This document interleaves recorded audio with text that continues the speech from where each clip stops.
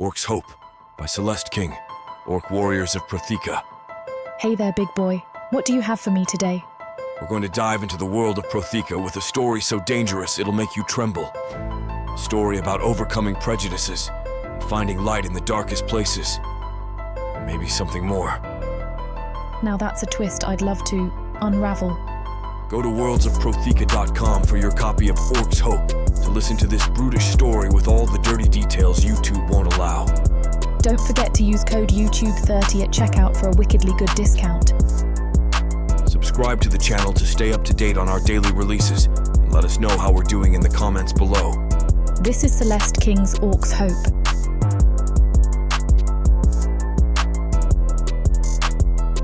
Chapter 1. In Hydrel. Help me, war god, to do battle this day. I am an orc. We are taught to fear no one. Yet, as I stand rubbing my head, I'm grappling with a feeling I have never felt before, like someone has let off an explosion in my gut. We are about to fight the dark elves. They say they are the cruelest and most vicious creatures of all, but I have yet to take one down with a swing of my axe or see the color of its blood, the look in its eye as it dies. I've seen death in the eye of many. Some have gone without emotion, simply given themselves over. Others have battled with death, refusing to let go of their miserable existence. How will these monsters die? It feels like I have lived my life for the moment that I know soon will come, the monsters that will come, and I will face them without fear. As a young orc, I'd listen to the stories old Malik would tell about the evil-eyed dark bastards that would descend riding upon their thlee, using their dark magic to shatter orc children to pieces, stopping at nothing until every orc was hung, drawn, and quartered. It was then I promised myself I would protect and let no harm come to any at the hands of this evil. And I have kept that vow all these years against our enemy yet to come. We have always been told to prepare for the moment we would have to fight our mortal enemies, to avenge all the fallen orcs in those campfire stories told. Is that where I am? Malik needs to speak up. I know he thinks he's doing right, hiding the absolute truth of what is to come. He knows it would bring panic. I see him prepare them, issuing orders that point towards war. He's getting old. He hides that well, too. He's given so much to the Burning Sun clan over the years, but the brave orc warrior is starting to show his age, and I will endeavor to protect him in battle if age works against him. I ask the war god to bring me strength. I stand tall and mighty, and will take pride if I become one of those fallen orcs in stories to come, for I am an orc, and we know no fear. I, in Hydrel the Smasher, will protect and wipe these dark elves off the map. I breathe in and face the burning sun. All this uncertainty couldn't have come at a worse time. These newcomers since Pitha's base was left in tatters have poured in. They are stretching the camp to its limit. Look at them rushing about like headless chickens, not knowing what they're preparing for. God knows the chaos if they knew what was coming. But they understand duty, and that work has to be done. I know they try. They just need a little organization. That's where I come in. You lot, come here! I bellow at a group of humans I don't recognize. My voice startles them, and they look at each other with uncertainty. God damn it, I won't bite! They scurry over in front of me. Yes, sir? One of them meekly asks as the rest hide behind each other like children. I don't recognize you. I lower my voice, trying not to frighten them further. We are from Pitha's camp. It worked. His voice has some strength to it. And what task have you been given? I ask. To fix any damages we find in the walls, he replies. Well, why aren't you doing that? I ask them. We don't know how, another one meekly states. They're starting to annoy me, but I keep my cool. What was your role at Pitha's camp? In the hospital, we're very good at that. They all nod in agreement. Heaven's sake, I shake my head in disbelief. So, you mean to tell me you have been in charge of a job you cannot complete? And you didn't think of mentioning that to anyone? I struggle to keep my temper, but after a deep breath I calm down. They nod. Well, we thought to give it a try. We didn't want to disappoint anyone, you being so kind as to receive us. I sigh. They mean well. It's not their fault they were born human. Okay, go to the hospital and ask for Jay. Tell him I sent you to work there. Thank you, sir, one of them says as they scuttle off. Flipping humans, I think, as I watch them clamber towards the hospital. No wonder their kind fell to us so easily. Legends tell that when the first of the orcs came to Earth, the realms were ruled by humans. And those nations were corrupt, soft, and weak. They fell one by one to the magic that the orcs wielded. But that, too, is now gone. I head to the weapon storage, which thankfully is running like clockwork. I watch as they work, orc and human together, and it makes me proud of how far we have come. They may be useless in battle, but humans have become useful to us in other ways. Keep up the good work, men, I shout my encouragement. The men nod back in appreciation. I scan the rest of the camp, ensuring everything is in order, only to see Tarod, my cousin, showing off as usual while training the young orc in combat. I can't blame him. He's always been in another class as a warrior, but I still can hold my own against him.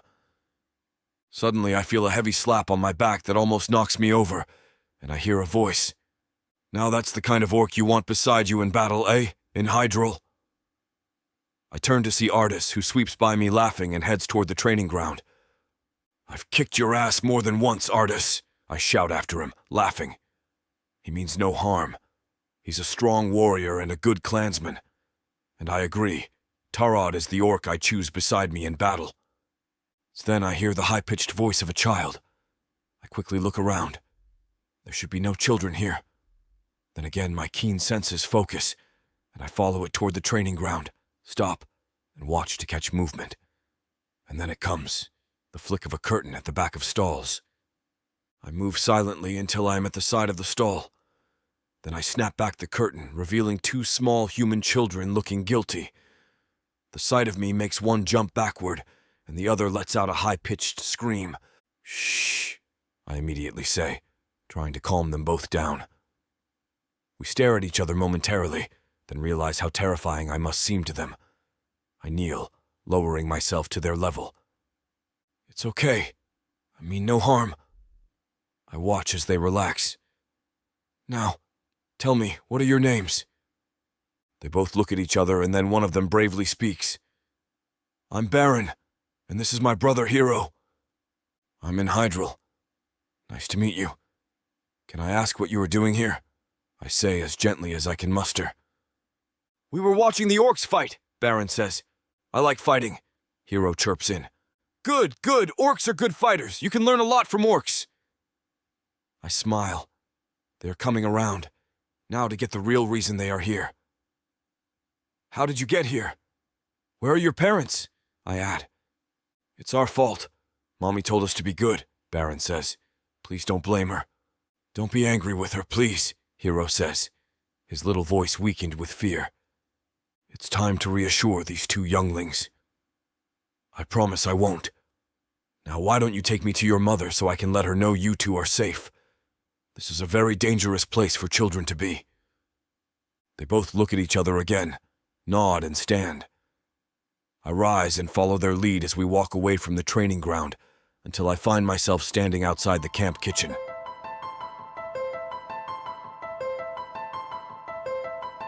Chapter 2. Paloma. To the plentiful God, please protect my boys today. I shouldn't be here, but I couldn't say no. Hannah and Raoul have been so kind to us, and even the orcs have shown themselves to have decency when they aren't trying to hump or kill you.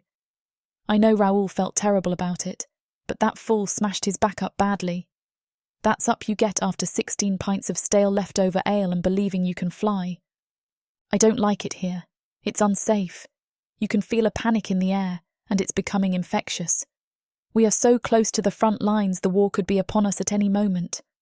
But at least I know the boys are safe. Hannah will care for them, and I will do my bit. There are people to feed, and people like me can provide that for them. I always loved to cook. Back when Rep was alive, I used to love cooking for him. He'd arrive home proudly with whatever he'd managed to hunt that day, and I'd get to work. I loved to watch the pleasure in his face, the comfort I could give him with my cooking. I'd chop the meat into little pieces for the boys and feed them like chicks in a nest. Of course, they don't let me do that now. They think they are all grown up at 8 and 6. And although this life and the circumstances we have found ourselves in meant a lot of their childhood has been lost, they will always be my baby boys. They are my world, and I would do anything to protect them. Still, 5 years on, it saddens me daily that Rep will never see them grow up. They are slowly becoming the little hunters he hoped they would be. I told him not to go that day. There was something that just wasn't right in the air. I could feel it, but he didn't listen. I watched him as he left our old settlement. The boys were fast asleep. It was a damp morning, the kind to stay in bed that extra hour. The warmth of another human beside you. But he waved and went on his way. Hannah, who was our leader back then, tried to tell me it would be all right, but I saw in her eyes what I felt in my heart. And both were right. Running into orcs at the wrong moment, in the wrong place, has meant one less person at the dinner table, one less person to cook for, and even as I serve meal upon meal every day to person after person, there will always be one less mouth to feed. It took me a while to adjust, to get out of bed. Couldn't cook, couldn't look after the boys. I don't know what I would have done if it hadn't been for Hannah. But one day, Baron brought back a rabbit that he had caught. A hunter, just like his dad, and that was the moment everything changed. I got out of bed, started cooking again, and haven't stopped since. It's true what they say, that life goes on. The thing is making sure it doesn't leave you behind. So it gives me purpose these days, a reason to get out of bed. Whether for the boys or those hunks of green flesh, cooking is what I was meant to do, and how in this time and place I find myself here. But it won't be long until I'm home with my boys. "Penny for your thoughts?" Lena asks. She's been good to me since I got here, and we have become friends. I smile at her. She has a kind face, and I like seeing it. Ugh, just wondering how it all came to this. I hear ya. Never thought in a million years I'd be serving up slop to a bunch of orcs. She laughs. Hey, less of the slop business. That's good, honest home cooking, I say, joking. Lena pauses. Her face changes, a more concerned look. I've been hearing rumours, Paloma. What kind of rumours? I ask. They say that the fighting, the attacks. She gulps. There's talk of a war, and it's not among the clans, it's something else. Can you not feel it? There is a tension in her voice. That's just people talking, and never you mind that talk, Lena. It always comes to nothing. I try to reassure her, but I've heard it too. I know that the orcs here are keeping the information among the higher ranks, but some has managed to slip through. We're on the brink of a war, and I know too little about it. Yes, you're right. All this fighting and the injured coming in day after day gets people on edge. Lena smiles at me thankfully. It'll all be over before we know, and we'll be back to normal, I tell her, stroking her hair. Thanks, Paloma, Lena says as she returns to dicing the slab of meat in front of her. Hey, Lena. I hear a voice. I turn to see Bo, a small man with a bushy moustache, shouting out as he enters the kitchen. Lena turns, rolling her eyes. Yes? It's time for your break. Your orc friend wants to see you, he says. Oh, Lena says excitedly as she fixes her dress and ruffles up her hair. She gives me a cheeky grin and hurries out of the room. I watch him look me up and down. He gives me the creeps. So, new lady, how you settling in? He asks as he leans awkwardly against a table. All good, people are nice here. I return to my cooking, hoping he'll get the message that I'm not interested in small talk. A lot of new orcs to feed. They really took a hit losing that base. The hospital is overrun with wounded. You know we couldn't have done it without folks like you. One thing you don't want is a bunch of hungry orcs. He chuckles to himself. I appreciate his praise, but I know where this is leading. Especially ones as good-looking as you.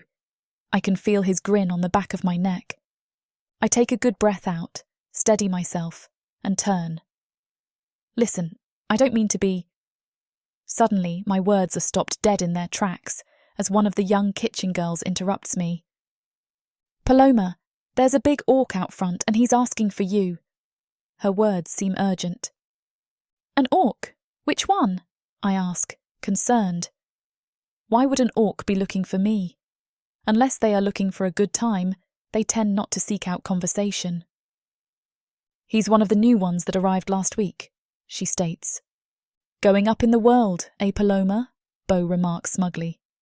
Hurry, Paloma. You don't want to keep him waiting, fierce-looking brute he is, the girl pleads. Okay, I say, as I take off my apron and quickly wash my hands. He's out front, she tells me, pointing as if I don't know which way that is. They watch as I walk away, probably gossiping, already trying to figure out what the orc wants me for. But that gets my head racing. What does he want? Perhaps I am coming home early, and I'll get to see the boys. Or, gods forbid, maybe they are moving us closer to the front line. Have I done something bad? Are they going to do something bad to me? All these thoughts are shooting off in my head at once, and as I near the exit of the camp kitchen, I can see the daylight ahead, and a large figure looming there. I gather all my courage as I step outside into the sunlight. Blinded by it, I try to adjust my eyes and squint, barely making out the figure before me. Then I hear a deep, clear voice ask, "Are you Paloma?" Chapter 3. In Hydrel. Yes, that's me, she says. Her soft voice is the first thing I notice, words whispering into my ear. I've never heard a human voice like that before, and neither have I been much attracted to their form. But this one before me, this Paloma, is, I have to admit, pleasing to my eye. Very pleasing. Her shapely figure and full lips beckon to me, and I feel a familiar stirring in my loins. I try to suppress it, the primal urge that has been ingrained in my kind for centuries. But it's no use. I'm drawn to her like a moth to a flame. There is something different about her that drew my gaze across her face with her full lips and teeth that seems to be crafted with such beauty that I have to check myself. She couldn't be the mother, her eyes alive with innocence, and her face smooth with youth. Surely not the woman to have given birth to two bold younglings as this pair. I see her catch me lingering and know I must suppress those thoughts for a human. So I wipe those thoughts from my mind. I have no interest in idle lust like the others, those who take pleasure in instant gratification and indulge themselves at a whim. Any seed I dispense will be for my mate and no one else. Can I ask why you wanted to see me? Paloma asks, her head tilted to one side as her hands fiddle with her dress. I sense nervousness in her voice and notice fear on her face, but she has nothing to fear from me. I am here to deliver good news. Bring her joy in returning her children, an honorable orc doing his duty. I have something that belongs to you, I state, outstretching my arms to reveal her children, safe and sound. But instead of joy, she looks at me, puzzled. I don't understand. I quickly turn around to find the children have gone. They were here a minute ago. Where could they have gone? I look at Paloma and study her face with suspicion. Are they hiding from her? Certainly not me. I have gained the trust of the younglings. I wonder, does her innocent face hide cruelty toward these children? I study her face for clues. She looks at me, confused as I wrestle with my thoughts. Such a gentle face could not be capable of anything but kindness and love. I am sure of that, as I am my axe. Then it dawns on me. The younglings hide because of their guilt at being caught. And although I do find that funny, it makes me look like a fool. So I bark, "Come out!" Paloma jumps, and the two younglings dart out from behind a tree red-faced. Then I sigh, annoyed at myself for raising my voice. But that seems quickly forgotten as Paloma flits past me toward the children. My boys! Paloma shouts as I watch her gather them up in her arms. A tender scene, I have to admit to myself, but that still doesn't explain what they are doing here. As I begin to speak, I am interrupted by Paloma. What are you doing here? She asks them. As expected, the younglings look at each other, and Baron is the one who speaks. We just wanted to help Mommy, he says. I watch closely as Hero pulls a sorry face. The little one knows how to work his mother, it seems. Clever boy, but not wiser than I. I can't help but observe a palpable bond between them and wonder what that feels like, never having known such love and tenderness. Then I catch myself on. I'm an orc, and such things need not concern me. I have a duty and will see it through. So I will continue my observations until I am satisfied this matter is resolved. But you can't be here, boys, she tells them, stroking their faces with tenderness. No, no. Impatience grows on me. They need more than a stroke of the face. These younglings need a good scolding. We're sorry, Mommy, but we were worried about you, Baron says as he takes his mother's hand. I lose my patience. This place is dangerous, I bellow. All three turn and face me with a look of shock. I watch Paloma step away from the two boys and fold her arms. Yes, she says firmly. He's right, she states as I nod in approval. That's more like it. But we've said we're sorry, Baron pleads. Well, sorry isn't enough. You've taken this orc away from his duty and put yourselves at risk, and there will be punishment for both of you. Paloma tells them. That's how you do it. Younglings will grow up weak if they aren't put in their place and taught right from wrong. My work here is done. I look once more at Paloma and notice the beauty of her face and the silk of her neck. I can't shake this attraction to her. Best leave.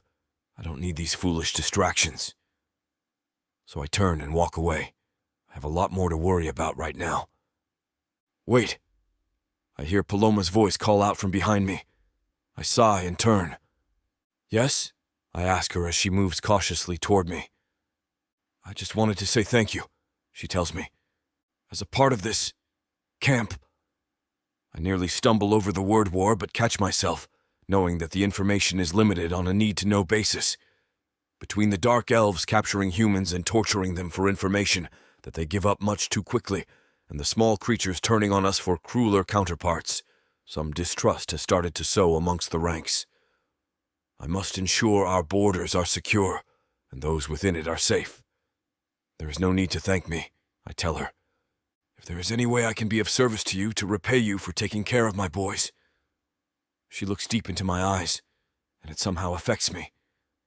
Let me know. As I said, I was doing my duty. No need for anything further.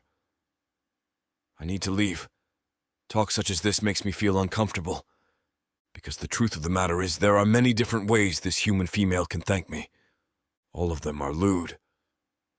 But as I am about to turn to walk away, I curse myself as I realize I, the stupid orc, forgot to ask one key question. Well, actually, yes, there is. I have a question. The younglings.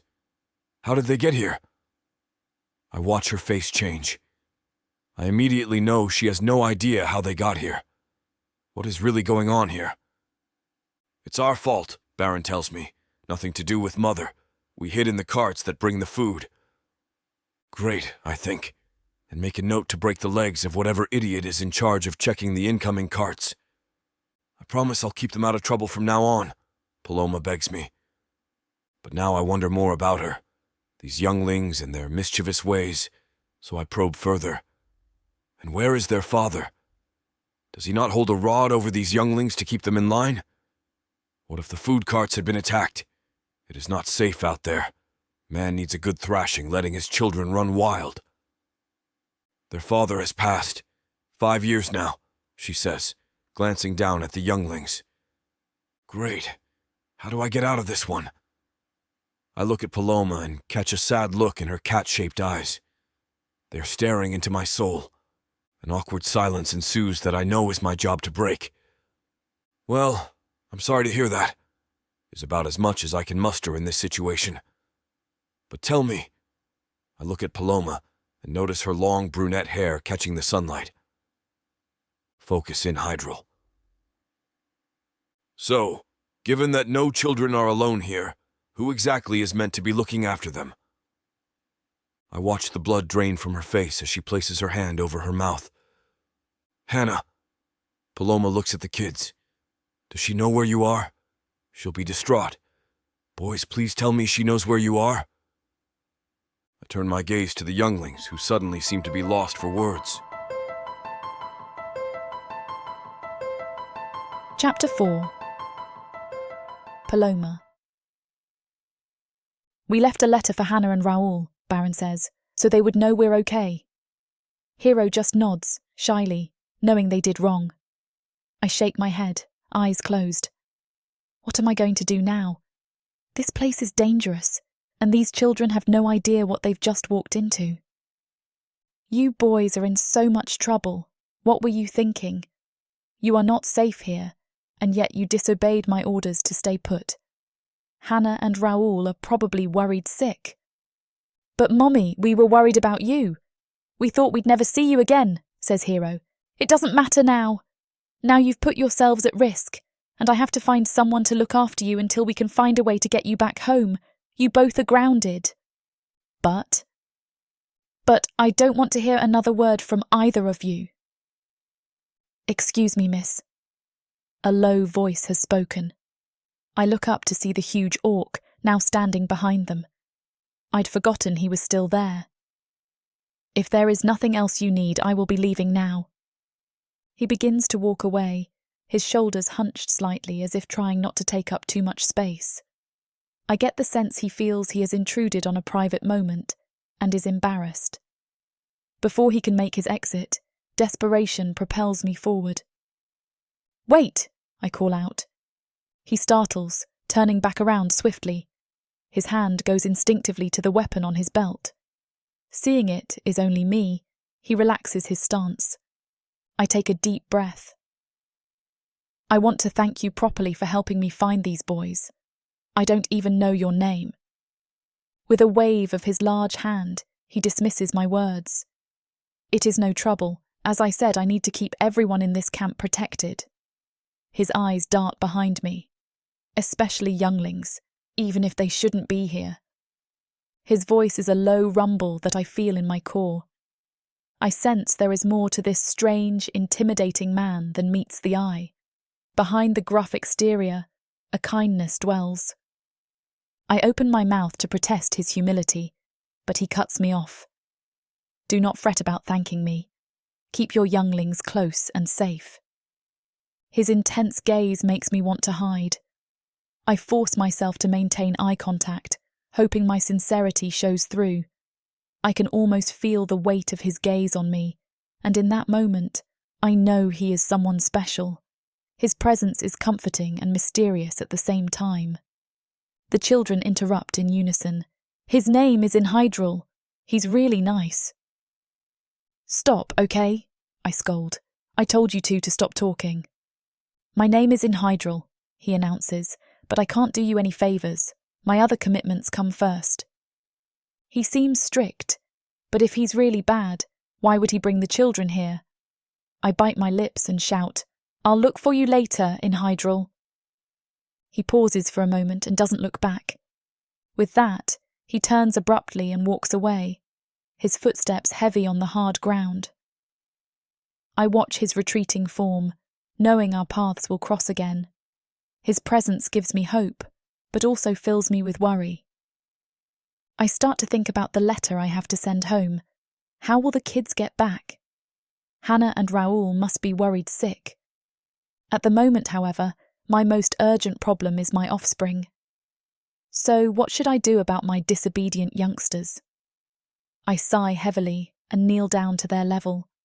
I look into their wide, innocent eyes, and my heart melts a little despite their naughtiness. They gaze back unblinkingly, a mixture of residual fear and apprehension on their small faces. Listen to me, boys, I say gently. I know you are scared and confused right now, but you need to understand this is a dangerous place. I tenderly brush a lock of hair off the older one's forehead. He leans into my touch ever so slightly. There are creatures here that could really hurt you if you wander off alone. Ones I've barely been able to glean any information about myself. I couldn't bear it if anything happened to my darling boys. My voice catches with emotion. I pull them both into a fierce hug, feeling their rapid heartbeats against my own. Finally, I pull back, keeping my hands firmly on their shoulders. You cannot run off like that again without my permission. Do you understand? They both nod, their heads bobbing in unison. Their eyes are round with contrition. Good, I say firmly, despite my urge to just hold them close again. Now give me a kiss and stay close to me. We'll discuss the terms of your grounding later, but just know it will last a long, long time. They both groan, but for once, they obey. The head cook for the camp, a human man named Vandal, enters the room, his footsteps loud on the concrete floor. He takes one look at the scene before him, and his face turns stern. What is the meaning of this? He demands, his voice booming. I swallow hard. Sir, I can explain. Vandal crosses his arms. You'd better have a good explanation for why 2 children are standing in the middle of a war zone. It seems the news has been getting around to everyone. It might be getting worse than I thought. The realization makes my heart pound as I realize just how much danger my sons were in, and they haven't found safety here. I take a deep breath to steady my nerves. These are my 2 sons, sir. They followed after me in order to be with me. Vandal's expression does not soften. Be that as it may, this is completely unacceptable. We are in dangerous territory here, not a playground. I hang my head, chastised. You're right. I take full responsibility. It won't happen again. See that it doesn't. He paces the room. The boys watch him with wide eyes, pressed close to my side. Finally, he stops and looks at us. We will have to find a way to get them home immediately. We cannot risk being responsible for their fragile lives here. Understood, sir, I reply. Dread settles in my stomach at the thought of my boys leaving so soon after finally being reunited. But I know Vandal is right. This is no place for children. I will make the arrangements myself, I offer, squaring my shoulders. I need to be strong now for my sons. Vandal gives a curt nod. Good. See that you do. He turns on his heel and marches out, leaving me alone with my wayward children once more. I pull them close, tears stinging my eyes. Let's head to my bunk, I tell them, and take them to the tent where I sleep. Stay here for now. I tuck my sons into bed, my heart finally beginning to slow.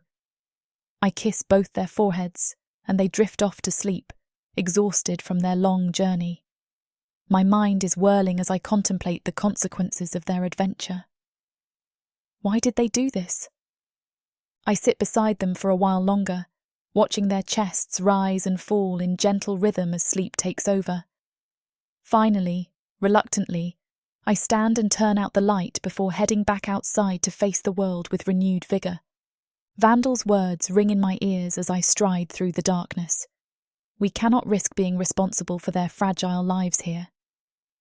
No matter what else happens during this mission, these 2 precious lives are safe in my hands now, and nothing will change that. The next day, I write out a letter to Hannah and Raoul that the boys are safely with me, and that I am looking for ways to send them back. But I always keep stopping at that part. Because yes, it is very dangerous here. But I can't fathom how I'm going to send them back at all. Chapter 5. In Hydrel. War God, strengthen my sword. It's training day. I can feel the deep tension rising off of the other men, their tusks aimed for battle and their muscles flexing. We haven't yet begun to train, and yet we are more than ready. There seems to be something bothering Leos today. Perhaps personal issues? Leos is on his toes today, his face with a furious expression. Artis, as always, is moving quickly around the corner. He's not in the best of moods either. Artis bumps into Leos and provokes an argument. "You better watch yourself, Artis," Leo screams, his face turning a forest color. I imagine his eyes turning a blood red, with steam shooting from his ears. "Oh yeah? What are you going to do about it?" Artis gets into Leos's face. "We've got bigger things to worry about. Do you really want to challenge me?" "Oh, it would be great practice for times to come." Leos welcomes. Artis delivers the first blow. I sigh as I watch their fight break out, others joining in the watch. Some are in awe, others just walking away. They would rather save their energy for the real war. I can't help but wonder what is actually going through their minds. It's not just the physical combat that has some scared. It's probably also the unknown. After all, this is their first time, and our first real fight against dark elves. In the distance, war drums sound, turning my blood to ice. Dark elves. We've heard the horror stories, the nightmares. Each member of the clan has stories passed down to them of the cruelty of the dark elves, of the hellish world that our people left to come to this one. This planet has been spoiled and destroyed, but it is still much preferable than life on the forsaken world of Prothika. I heard it was once a place for orcs before the dark elves started to torment us. The humans have a place they refer to, known as Hell. It is a place of nightmares and cruelty. That is the dark elves in Protheka. We all know what we signed up for, yet nobody knows what to expect next. One wrong move could cost us our lives, or worse, our principles. We are expected to persevere regardless of any fear or anxiety we may feel as soldiers. That's why it's important to take a few moments of each day to ground ourselves and remember who we are fighting for, ourselves, our families, our clan, and why we must stay strong no matter the circumstance. I glance around at the young, nervous faces of my comrades. They've only heard tales of the dark elves. They don't know the horrors that await. Can we defeat this enemy? I want to shout at Leos and Artis to stop, to save their strength. But my own doubts choke the words. Even if they try to stand tall and pretend they're ready for battle, deep down you can see the fear in their eyes. Some are unsure if they will ever come home with tales of glory or heartache and sorrow, if the war will end in a victory or a loss. They are uneasy about what lies ahead, all these unanswered questions leading to more anxiety and unease for all those who will be participating in this oncoming march to battle. It's understandable why some may feel overwhelmed by this uncertainty, why it's hard to shake off this feeling of dread as they prepare themselves mentally and physically for war. They know that no matter how hard one trains or how well prepared they are, there is still no guarantee that everyone will come back alive from this fight. Leos and Artis continue to fight, however. I shake my head as I watch them brawl. Their reckless fighting will only tire them out before the battle begins. As tempting as it is to step in, I know getting involved will just escalate things. The other orcs watch uneasily, the tension palpable. Some pace restlessly, others mutter prayers, psyching themselves up. Even I can feel my body tense as I wait for the inevitable battle that will begin soon. It's hard to contain my own fear and anxiety. This is a moment none of us wish to be in, but yet here we are, standing tall and determined. With a shout, Leos moves with lightning speed, punching Artis hard in the jaw with a loud shout. Artis stumbles back, dazed from the blow, and Leos looks ready to continue his assault. I can no longer just stand by. I step in between them, pushing them apart, my back turned to Leos. "Enough!" I bark. "Save it for the real fight!" He grunts and glares at me, but he stops fighting. Without warning, Leos kicks me hard in the back. The blow comes out of nowhere, and I'm unprepared. I fall to one knee, gritting my teeth against the pain. Anger rises in me. If he wants a fight, so be it. I turn my head and look at him with grit eyes. His face is pale now, his chest heaving as he looks out into the horizon. We all know what he is looking for. The monsters that are bound to arrive any time soon. The tension rises even higher as we all prepare ourselves for battle against these unknown creatures. We all stand our ground in anticipation of their arrival, ready to fight for our lives and our freedom, with every ounce of strength we have left in us. Then he turns his attention back to me and tackles me to the ground. I land hard on the ground, and all I can see is a blur of movement before my eyes as Leos lunges forward, delivering powerful blows that leave me feeling like I'm about to be crushed under his immense strength. I feel his breath on my neck and quickly realize that he has been holding back in the fight, using it as a way to cope with his own fear of what is to come. He's not fighting with rage, but skillfully and strategically. It's like he's been training for this moment for years. The fight continues with an intensity that almost seems impossible. The air around us is electric, charged with emotions of fear and anticipation for the battle to come. Our fists connect in a flurry of blows, Leos pushing forward and me desperately trying to defend myself. His punches are hard and direct, aiming for my face and chest, while mine are mainly defensive blocks, trying to protect myself from too much injury. I can feel his body getting tired as I start to gain the upper hand, but I'm still wary of the strength he carries within himself.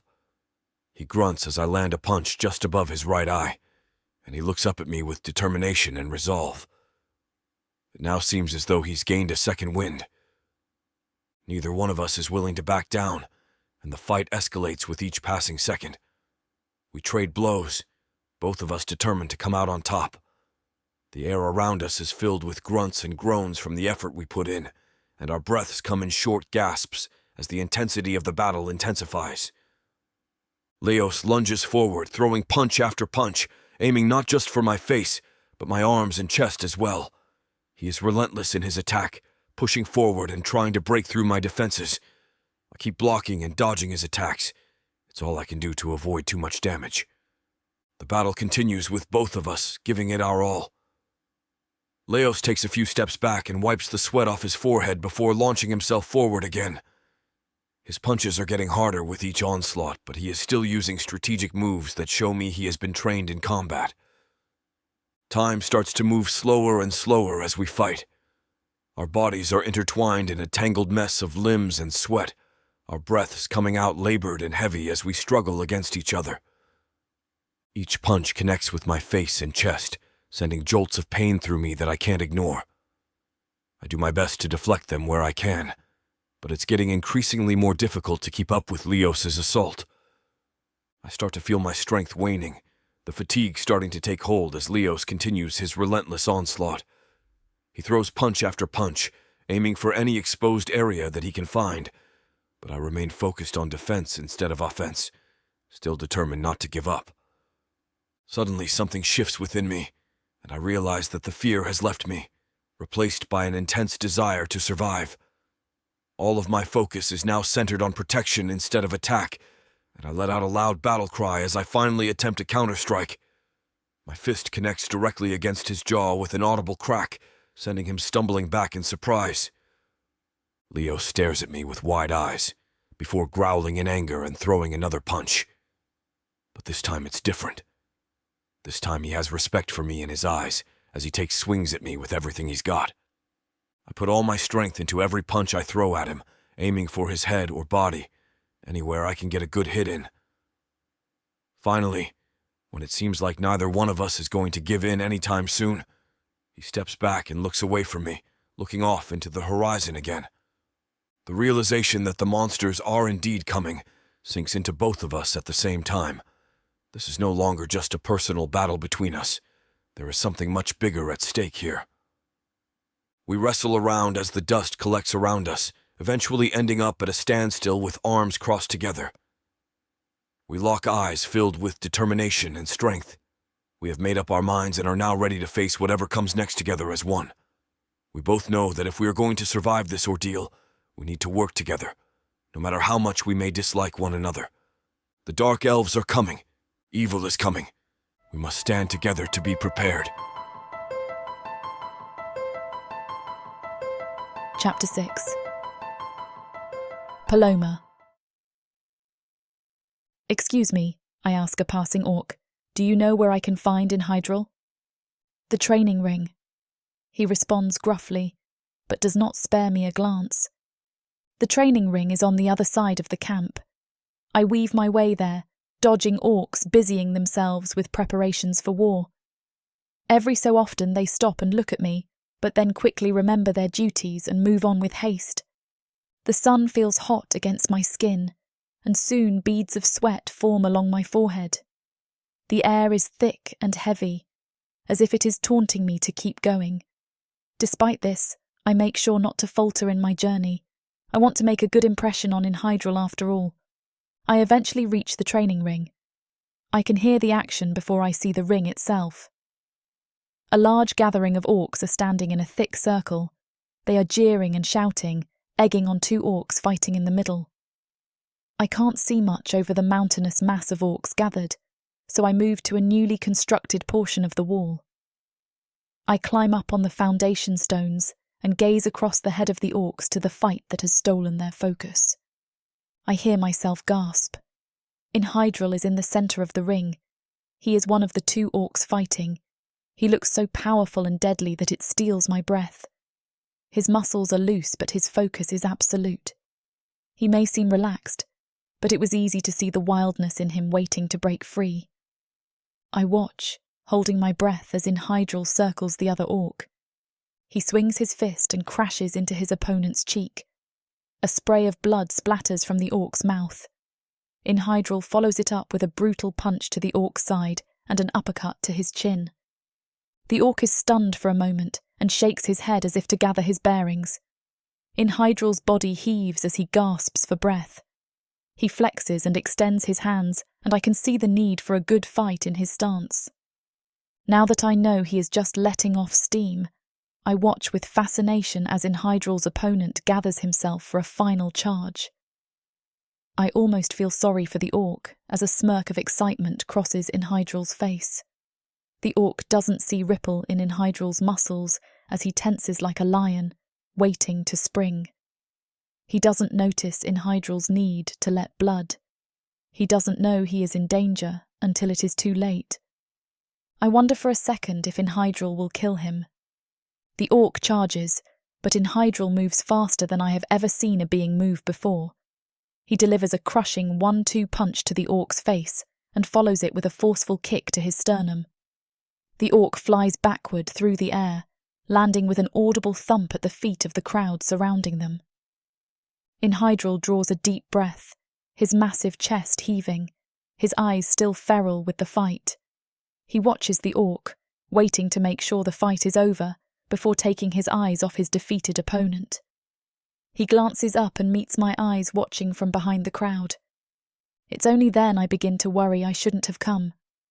Hydrel is massive, and as he just demonstrated, deadly. It doesn't matter that he was nice to my children, or that they liked him. It doesn't matter that humans and orcs have developed a better relationship. None of those reasons would mean he would like me. He is second in command. Judging by how powerful he is and the respect the others afford him, I realise it might not even be okay to approach him. I am just a human cook and a single mother at that. He seems capable enough to destroy whole armies of elves by himself. Paloma! He roars my name. For a second, I am happy to find I am allowed to speak to him in public. Then I feel the stone wall at my back shift and my footing on the foundation stones falter, and I realise the newly constructed wall is crumbling. I stumble and feel my legs fold beneath me as stones fall all around. I curl into a ball instinctively, wrapping my hands around my head to protect it. But before the pain can hit, I hear a loud thump and an agonised grunt. When I open my eyes again, Hydrel is standing over me, holding up a section of wall that would have hit me. His eyes are blazing with concern. He had moved faster than the crumbling wall to reach me, holding up the falling wall in a show of massive strength. "Move! Now!" he commands me. I scramble away and watch as he hoists the wall and steps out from underneath it. It falls at his feet in bone-crushing chunks. His head spins to find me, and I see concern and irritation in his gaze. He stands slowly and holds his back. "Are you okay?" I rush to his side. "Oh, I'm great. Fresh as a freaking daisy. His sarcasm surprises me, and I just stare at him for a moment before glancing over his injuries. What can I do? I step around his back and run my hands as high as I can, where his back had taken most of the impact when the wall hit him. What can you do? He repeats. I heard the anger in his voice, but also the smallest amount of humour. I think you've done enough, haven't you? Do you usually require rescue at inopportune times? I'm sorry. I let my hand run down his biceps and feel the bulging muscles of his arms. I am glad I am behind him, so he can't see the blush I feel on my face. You're injured. We have to go to the infirmary. I insist. The infirmary? He throws his head back and laughs. I am no fragile human. I am an orc warrior. I don't need the infirmary. Please, I plead. I feel terrible. You were injured because of me, protecting me. The least I can do is make sure your injuries have been treated. You are a cook, I retort. I'm a mommy, she replies curtly. Which means I'm pretty much a doctor as well. I have no time for the infirmary, he shrugged, trying to shake my hands away. Please. I walk around to face him and tilt my head far back to meet his handsome eyes. You were hurt because of me. The least I can do is see to your injuries. Please. I saw it on his face when he decided to give in. I have won this round. He will let me tend his wounds. I have to work to maintain a poker face as I lead him to the infirmary. He falls into step behind me. I can see his shadow, but I don't hear the footfalls I expect to hear from a man of his size. His silence reminds me how deadly he is. I have all but begged to tend the wounds of an orc that returned my children to me and saved my life, and was as dangerous as I have ever come across.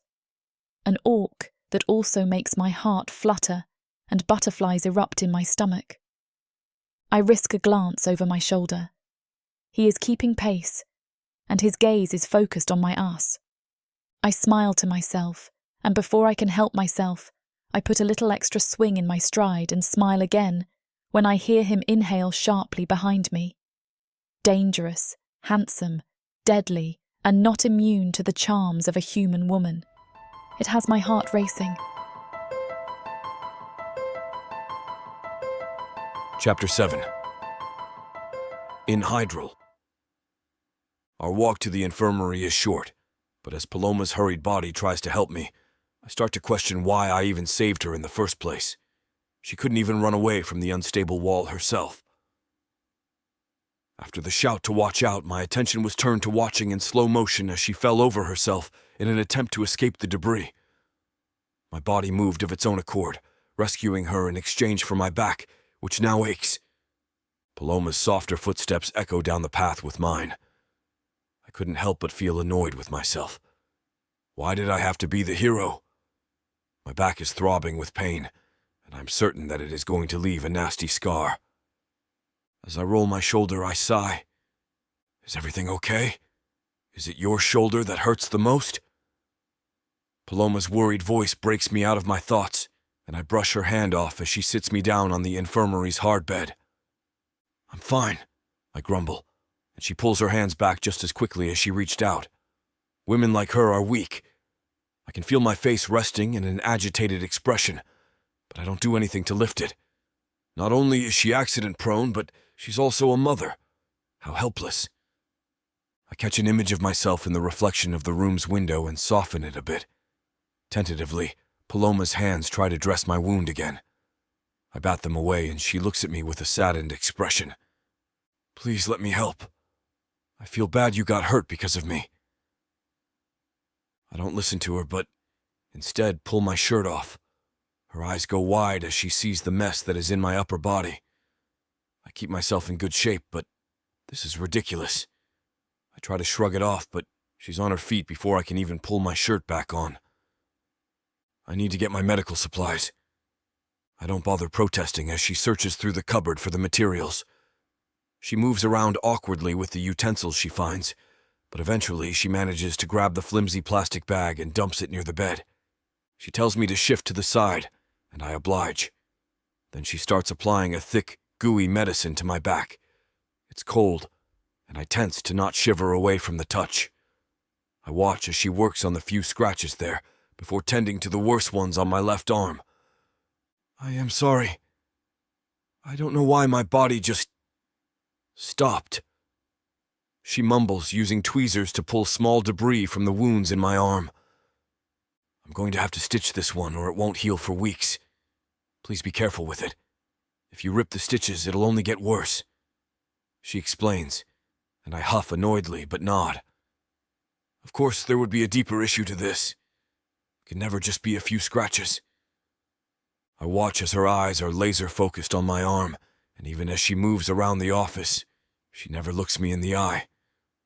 I didn't take her for an easily flustered woman, nor one that would avoid me. So why is she acting like this? Did your training go well today in Hydrel? She asks me out of the blue. I raise an eyebrow before answering. It was fine. Standard drills, nothing too exciting. I reply curtly. I'm not one for small talk, especially with someone like Paloma. But as she continues to work on my arm, I can't help but notice the gentle touch of her fingers. It's as if she's trying to make up for her earlier clumsiness by being extra careful now. I clear my throat, trying to shake off these thoughts. Why do you ask? I inquire, trying to redirect the conversation. Paloma looks up at me, her eyes meeting mine briefly before she looks away again. I don't know. I was curious. You seem to be in good shape, so I assumed you were a good fighter. I shrug nonchalantly, but on the inside, I feel a bit proud. It's not often that someone acknowledges my skills. I'm all right, I suppose. Just doing my job. Paloma nods, her attention back on my arm as she begins to stitch it up. I grit my teeth as the needle pierces my skin, but I try not to show any sign of discomfort. To get my mind off it, I return her question with one of my own. Is everything all right? You seem a bit nervous. I bluntly state, and I watch her cheeks heat as she finishes the row of stitches. Tying it off, she shakes her head. Yeah, I'm fine. I had wanted to ask you something earlier, but after all these, it seems insignificant. She looks up at me for the first time before quickly starting to clean up everything. Well, just ask. I shrug lightly, feeling the scratches in my back burn at the movement. She takes a deep inhale before folding her hands into her pockets nervously. I would like to send a letter back to the main base. To Hana. I want her to know I have the kids and they're all right. She starts slow, before quickly cutting off my chance to respond. If you can't do that, though, it's okay. I'd understand. I'd still like to repay you for helping with the children and saving my life just now. Her laugh is nervous but happy. I watch as Paloma bounces on her toes, her eyes pleading with mine. I can do that, I say simply, causing her to jump up and down in excitement. But you don't have to repay me. It's just part of the job. Paloma shakes her head, her smile bright. No, I want to. I owe you that much at least. I nod, standing up and pulling my shirt back on. All right then. I'll send the letter on my next mission. No harm in helping you one last time, right? I give her a small smile and she beams back to me. Perking up at the acceptance of the errand, she quickly puts everything else away as I start to get up. Wait. She gently coaxes me back to my seat. Just rest here, please. You just got hurt. I'm sure you can relax for another 10 minutes at least. I'm fine, trust me. I try to get up again, but her small hands lay firmly on either side of me. In Hydrel, please. Her voice is soft, almost pleading. Just a few more minutes won't hurt. I relent, allowing myself to be pushed back onto the bed. Paloma moves around me, grabbing a cold compress from the mini fridge and placing it on the back of my neck. I flinch at the sudden cold, but then relax into the sensation. She then leaves, coming back with a glass of water and a small bottle of painkillers. I take them gratefully, downing the water in a few gulps. For a moment we sit in silence. I sigh, staring up at the ceiling. There's not much running through my mind. I can hear the shuffling of people outside, but I ignore it. Suddenly, bursting through the door, another orc warrior interrupts the calm. "In Hydrel, we need you out here now." Chapter 8. Paloma. As in Hydrel and the other orc walk away, I wonder to myself if I will ever be able to get my children home safely. I also wonder if I will be able to return the favour to in Hydrel soon. After all, I will only be here for a few more weeks. There is never enough time. I turn to walk back to my tent to check on the boys. Baron is reading in a corner, the same children's book he finished yesterday. Hero is playing tic-tac-toe by himself and looks angry. I assume he wanted Baron to play with him, or Baron got tired of the game. "Mommy, can we go out and play?" Baron says, placing his book down. "No, you are not allowed outside without my permission. It's too dangerous. And besides, you're grounded still, remember? You cannot go outside until I decide your grounding is over." "Oh, man!" Baron cries. His tears are of the crocodile kind. I am immune to those kind of tears.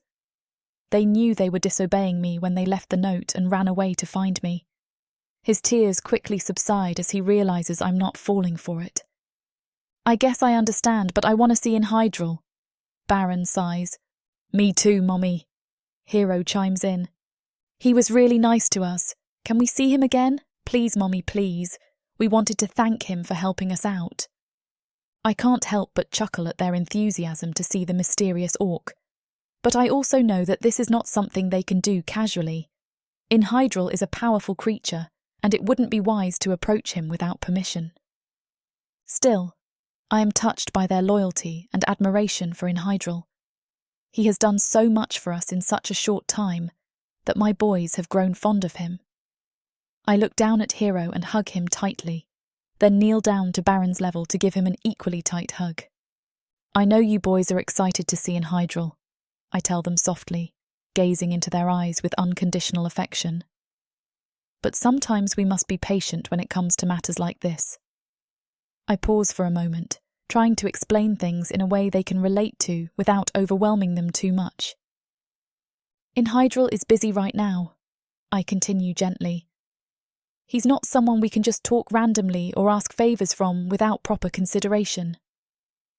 The boys nod solemnly, understanding the importance of respect for others and their privacy. I hug them both tightly before telling them to wash up before dinner. I head to the kitchen tent, wondering what I could prepare for everyone, including in Hydrel. I know he is a creature of simple tastes, but I want to make sure he enjoys his meal. After rummaging through my pantry and fridge, I decide to take one of my family's favourite recipes and give it an orcish twist. I set about preparing the meal, marinating some chicken pieces in a spicy sauce before grilling them over an open flame.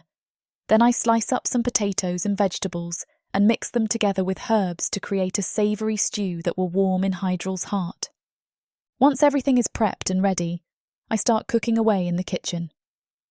As the delicious smells slowly fill the air, my kids come running in eager for a preview of dinner. I shoot them a warning glance, but their enthusiasm is contagious, and I can't help but smile. "Now, boys," I say in an authoritative voice, "you know how important it is to respect others.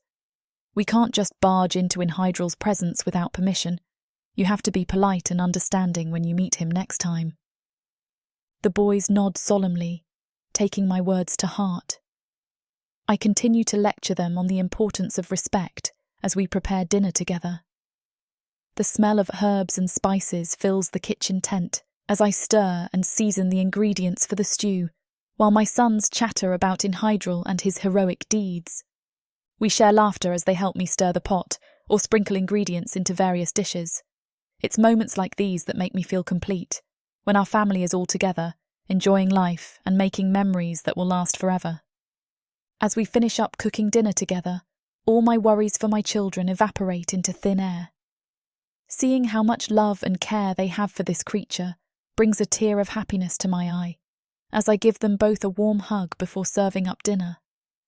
We eat, each of us telling one another about their day.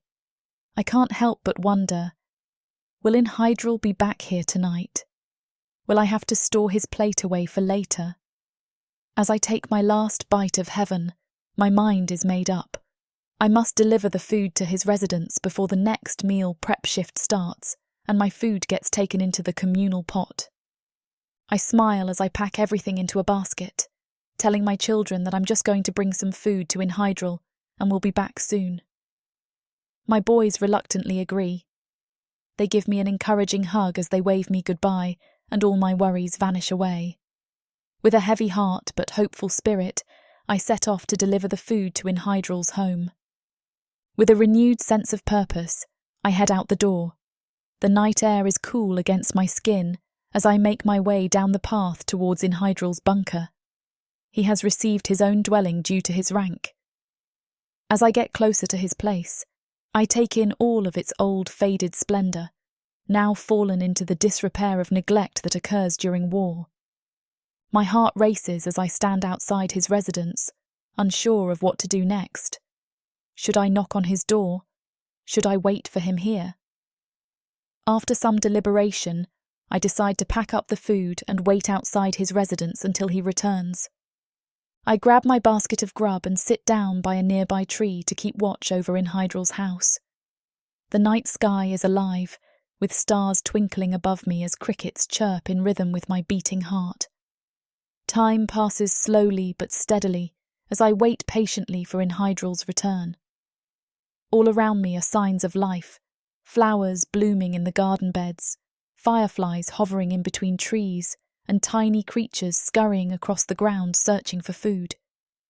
The serene environment creates an atmosphere of calmness, while at the same time fueling my determination to deliver this meal with sincerity and respect for our hero Hydrel.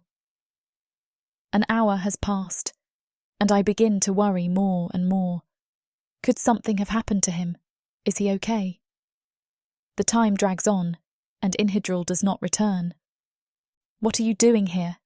I hear him ask all of a sudden. The big orc is carrying weapons, and he regards me curiously. Surprised by his sudden appearance, I jump up from my spot by the tree and quickly explain my purpose. I just wanted to bring you some food as a thank you for all that you've done for us, I stammer nervously. Hydrel eyes me carefully, but then a small smile appears on his face as he takes the basket from me. Thank you, he says gruffly, his deep voice rumbling throughout the area. You didn't have to do that. I shrug, feeling a little embarrassed. It's the least I could do. You've helped us so much and my boys really admire you. Would you like to come inside my quarters?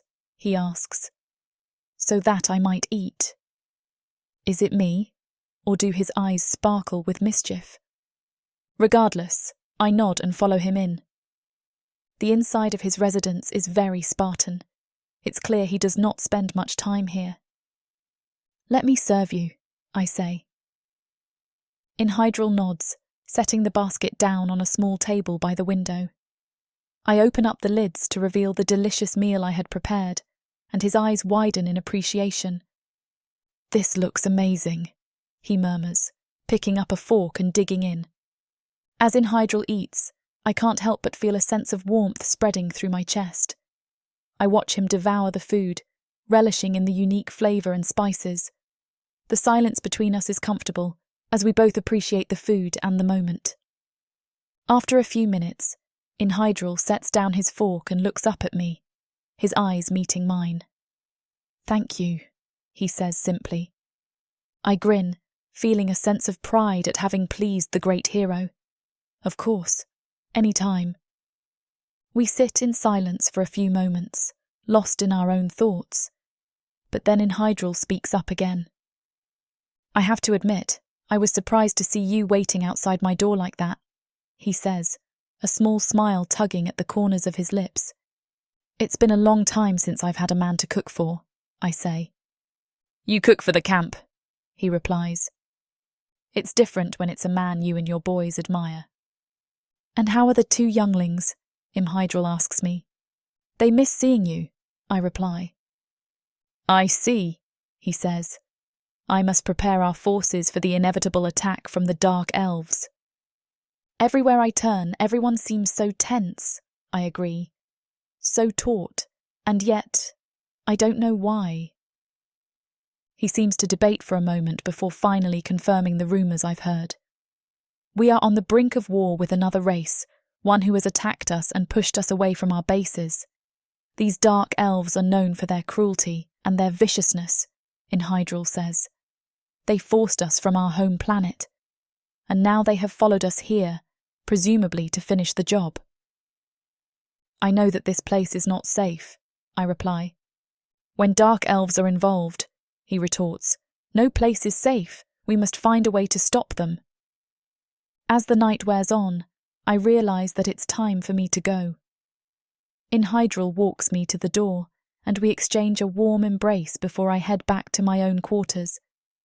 As I lay in bed that night, I can't help but feel grateful for the opportunity to have spent time with Hydrel, and I know that this is a memory that I will cherish forever.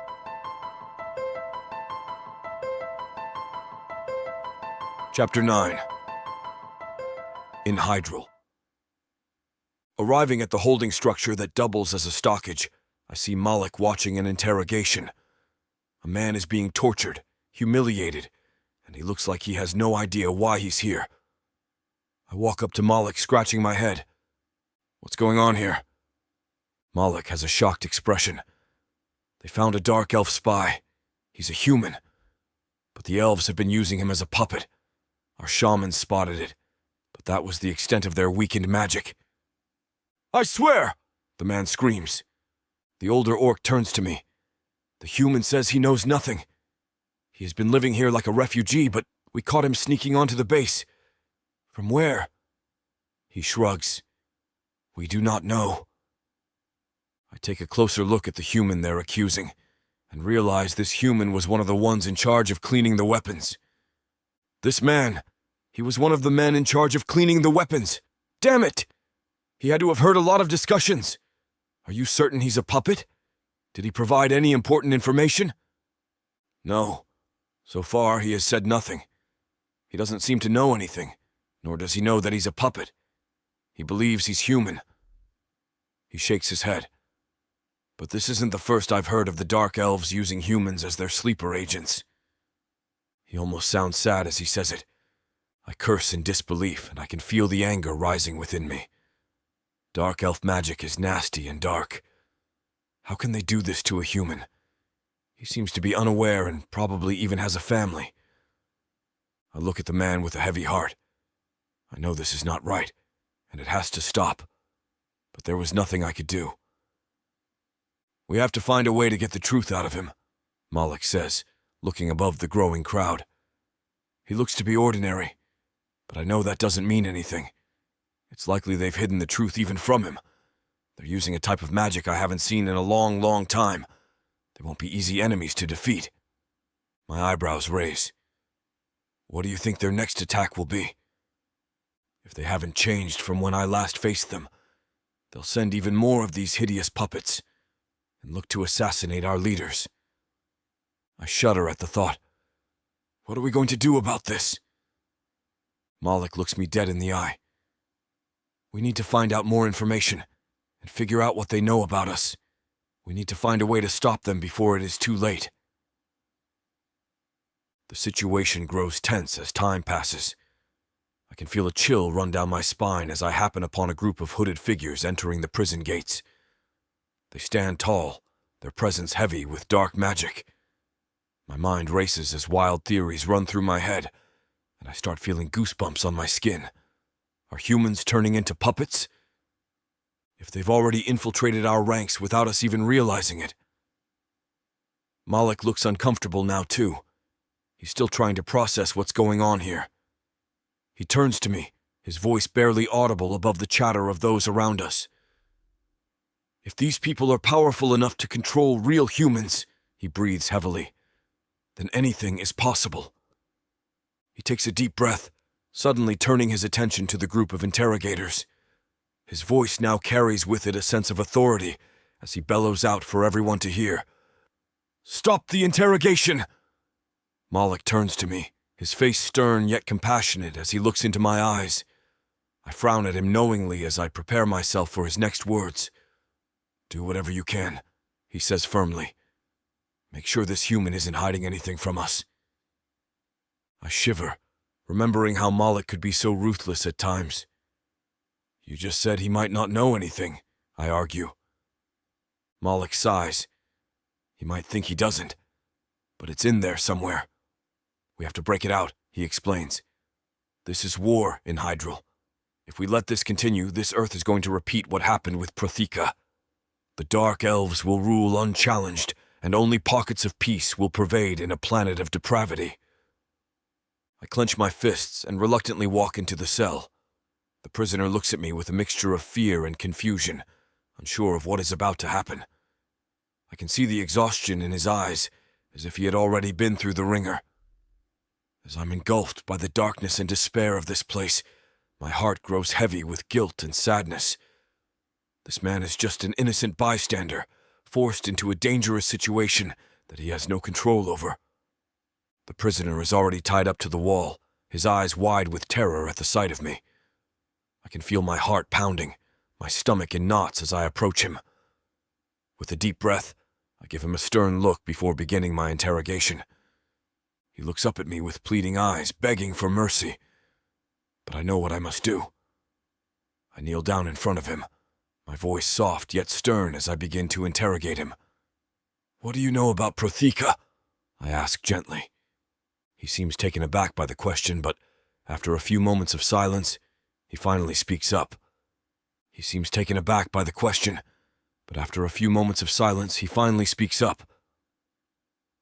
I don't know anything about Prothika, he says, his voice shaky with fear. "I swear it. I'm just a simple man trying to make a living." I can see the fear in his eyes, and my heart aches for him.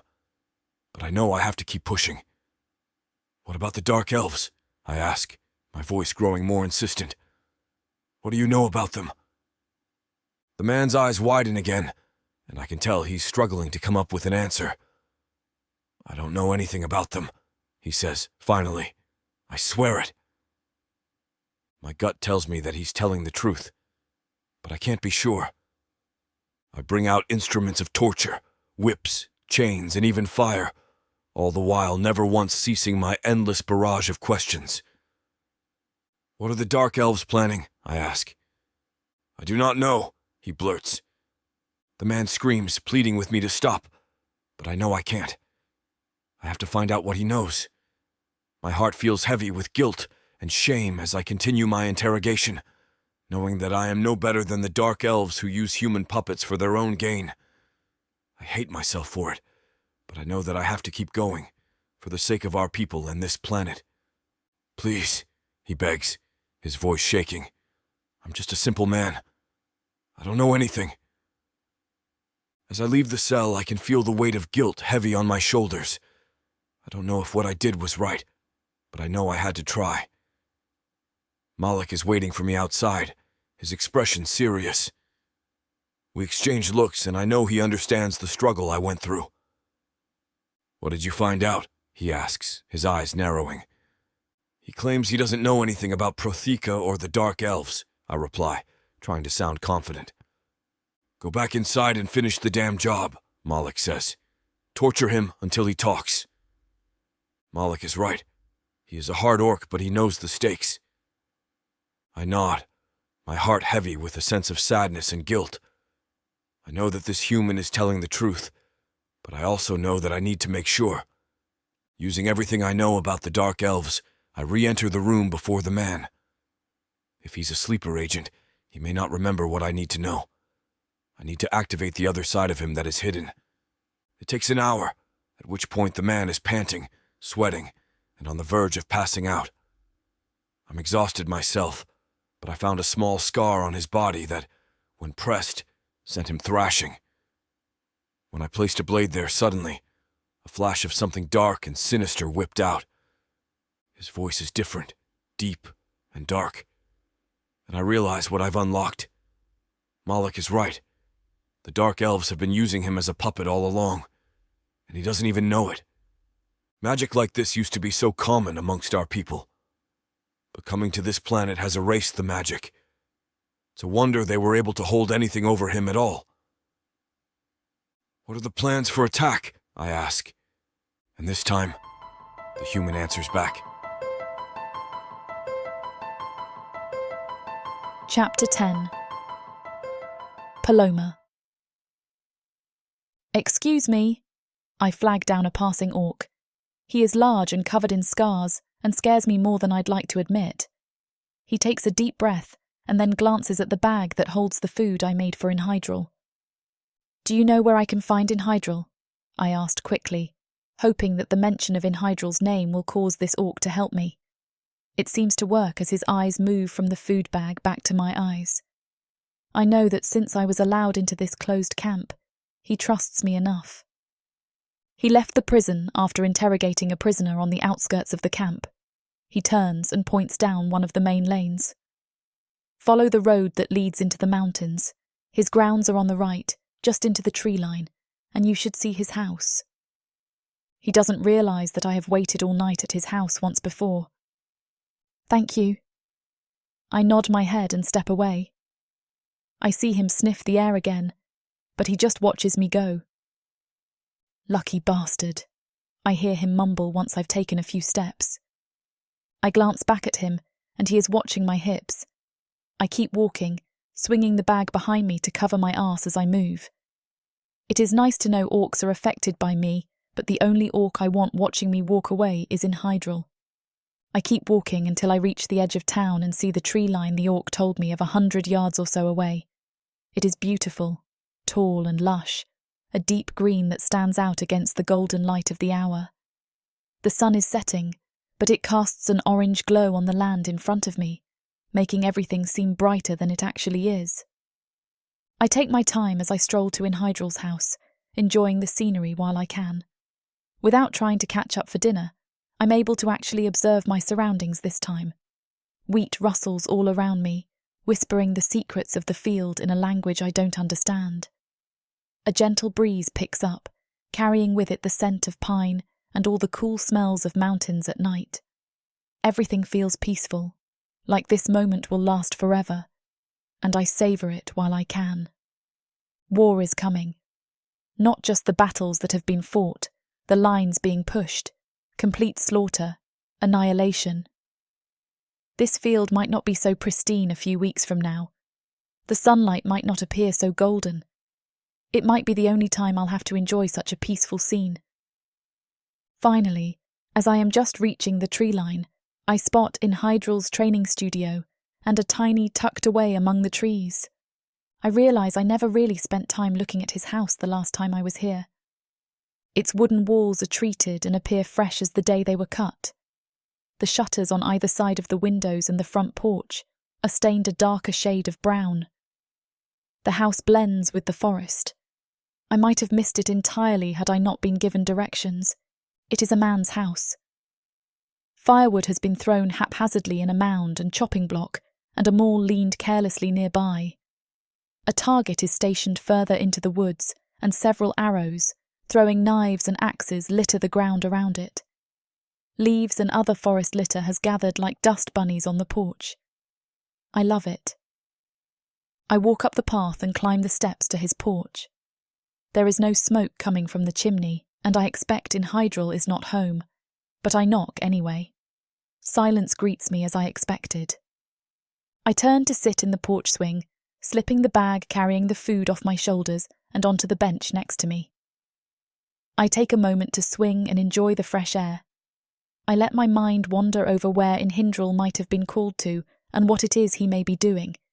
It is clear this is not his permanent home. It is also clear he prefers solitude. It makes me wonder where his real house is and what it is like.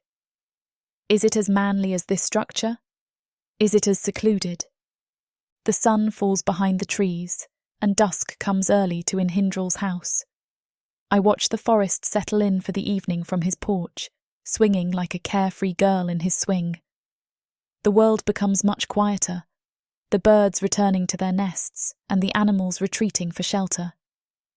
A chill begins to creep in but is not yet uncomfortable, so I continue to sit, mesmerized by the stillness of nature that surrounds me. I take the time and enjoy it, savoring every moment as dusk begins to fall. The trees become silhouettes against a dark sky, and early stars begin to appear. Tensions over the war have grown, and out here on the front line there are so few opportunities for enjoyment. I steal this moment for myself. I am almost lulled to sleep by the peacefulness before I decide to make better use of my time. I move to Indrihal's target and begin to gather the weapons around it, collecting them carefully so as not to disturb any of the wildlife that might be sleeping nearby. Close up, it is clear a great deal of weapons have struck the surface of the target dead centre. Some of the knives and axes are embedded halfway through, while others clung tightly at its centre. More throwing knives are littered around it, embedded into tree trunks or lying forgotten on patches of grass below it. It takes some effort, but eventually I manage to collect them all, taking extra care with each one as if they are part of an ancient treasure trove that needs preserving instead of weapons.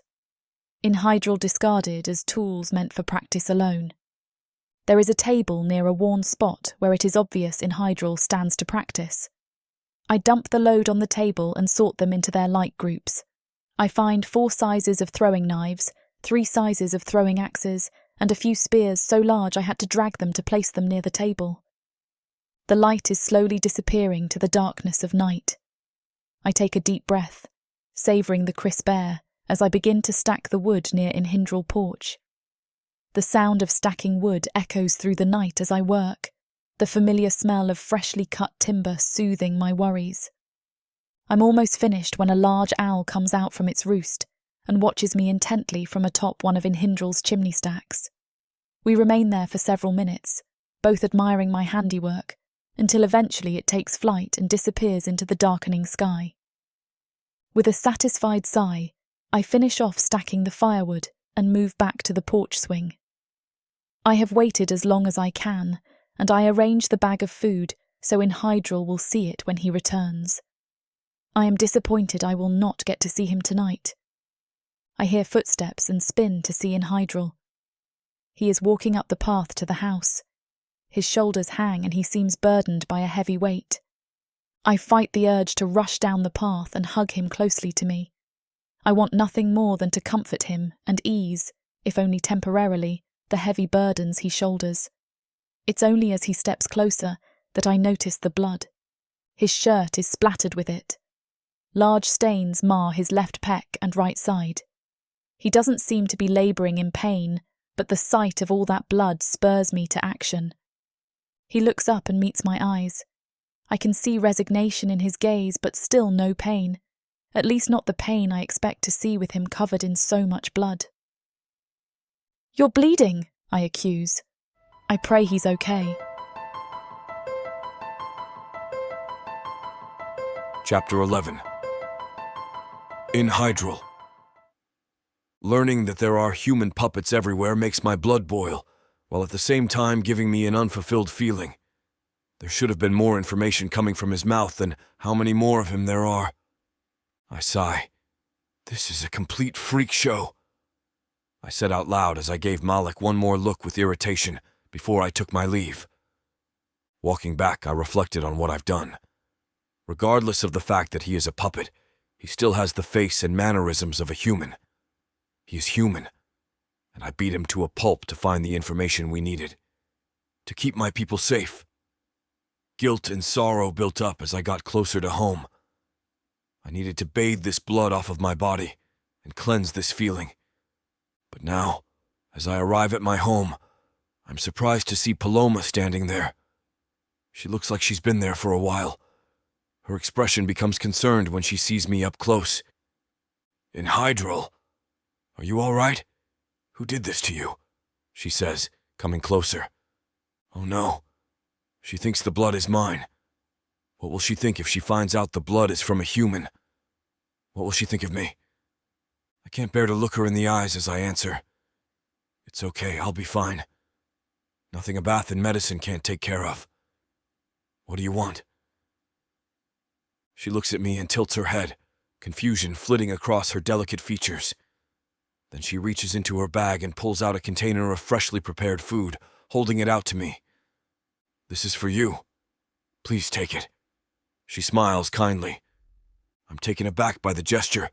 Never before has someone selflessly offered me a home-cooked meal this way. No, I cannot accept such a gift, but thank you for the kindness, I reply gruffly. She looks confused as my traitorous stomach rumbles loudly. I feel my face flush with embarrassment.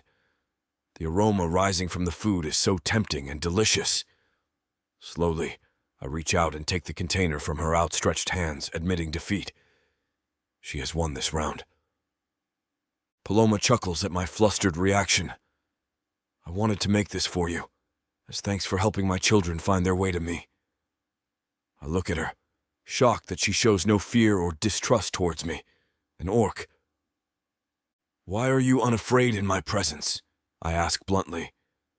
I could hurt you. My voice trails off uncertainly as I realize I'm voicing my new fears. Paloma just continues to smile gently. Because of how you selflessly helped my children when you didn't need to. How bad can you be? In these times, no man or orc in current times will go out of their way to do what you did. Most people are out to help themselves. They don't care if kids are involved. They have the "it's not my problem" attitude because they don't know each other. I'm stunned by her words. Does she really not fear me? See me only for my race? So that's your only motive in coming here and bringing me food? No ulterior agenda or ill intent? I press further, struggling to understand. Of course not, Paloma replies. I only wish to express my gratitude through this small act. Kindness should cross all boundaries, whether human or orc matters not. After what you did, I felt that I owed you every bit of kindness. It doesn't seem like much, she admits, but it's all I can do right now. Her voice remains gentle and warm, showing not even a hint of fear towards me, despite my intimidating visage. I'm at a loss for words, moved by this show of compassion from a near stranger. My family has been around for generations, Paloma continues. We've been in this area since before the invasion, and we've seen the consequences of violence and hatred firsthand. We know that there is more to people than just their race or appearance. What's inside matters most, so my family decided to help those in need, regardless of who they were. I listen intently as she speaks, amazed by her kind heart and her dedication to helping others without prejudice or hesitation. It's something I have never experienced before, and it is deeply moving. Paloma smiles as if understanding my feelings. It's easy to give in to fear when it comes to people who are different from us, she says softly. But when we open our minds and hearts to understanding each other, we realize that all of us have much more in common than we think. I believe that we can build bridges between races and cultures by starting with small acts of kindness. I'm astonished by her words, which seem to come from the very depths of her heart. I slowly nod my head in agreement. She is right. A small act of kindness can truly bring about real change and understanding between different people. I know this is a difficult time for everyone, Paloma says in a quiet voice, and sometimes it may seem impossible to stay hopeful. But there is still beauty in the world, and love that exists even in the midst of darkness. As she smiles again, something inside me stirs. A newfound sense of hope and connection with this woman who has shown me such unconditional kindness without expecting anything in return. It's something I never expected to feel, and yet here it is, blossoming inside me like a flower unfurling its petals for the first time. Suddenly feeling my energy beginning to fade, I find myself needing to sit down. My stomach is growling louder, but I don't want to eat it right here in front of her. She is not leaving. Does she wish to stay? Paloma, I say gently, thank you. Thank you for your kindness and generosity. It means more to me than I can express. Her smile broadens as she looks into my eyes with understanding. You're welcome, she replies warmly. I mean, if you don't mind, Paloma says, her face full of hope. I'd love to stay and talk a bit more if you're comfortable with that. My mouth drops open slightly in surprise. Not only has she brought me food, but she's also offering an opportunity for friendship. But I need a bath, and cannot have her here while I clean up. So I politely decline. I don't mean to be rude, but I need to bathe and be alone for now. Are you sure? You look like you could use some company. I've spent hours waiting for you, and even fell asleep for God knows how long. Paloma's words spark a pang of guilt within me. She has waited for hours, and yet here I am declining her offer. She's a stranger who has shown me nothing but kindness, and yet I am unable to accept her offer. Why am I declining her offer? My mind races with different excuses. I am embarrassed by my state, and afraid that she will judge me for it. Or perhaps I am scared of letting her in, of allowing someone to see the darkness that lurks inside me. No matter what the reason is, I don't want her to stay. Not right now. Paloma looks disappointed but understanding, and I feel guilty for making her feel that way. But before she can say anything, I quickly stammer out an apology. I'm sorry, I say, averting my gaze from hers. You can come in if you'd like. I just have to bathe, so you will need to wait in the main room. Paloma manages another smile. She then takes the food from my hands and heads happily into the kitchen. Chapter 12. Paloma. In Hydrel looks like he's had a terribly long day, and I can hear his stomach growling. It's a good thing I decided to bring him food. He does not seem to want me here for some reason. He looks beat up from a fight. Maybe he's ashamed of being seen like this. I have offered to stay here so I can heat and prepare his food. He declined my request, but changed his mind moments later.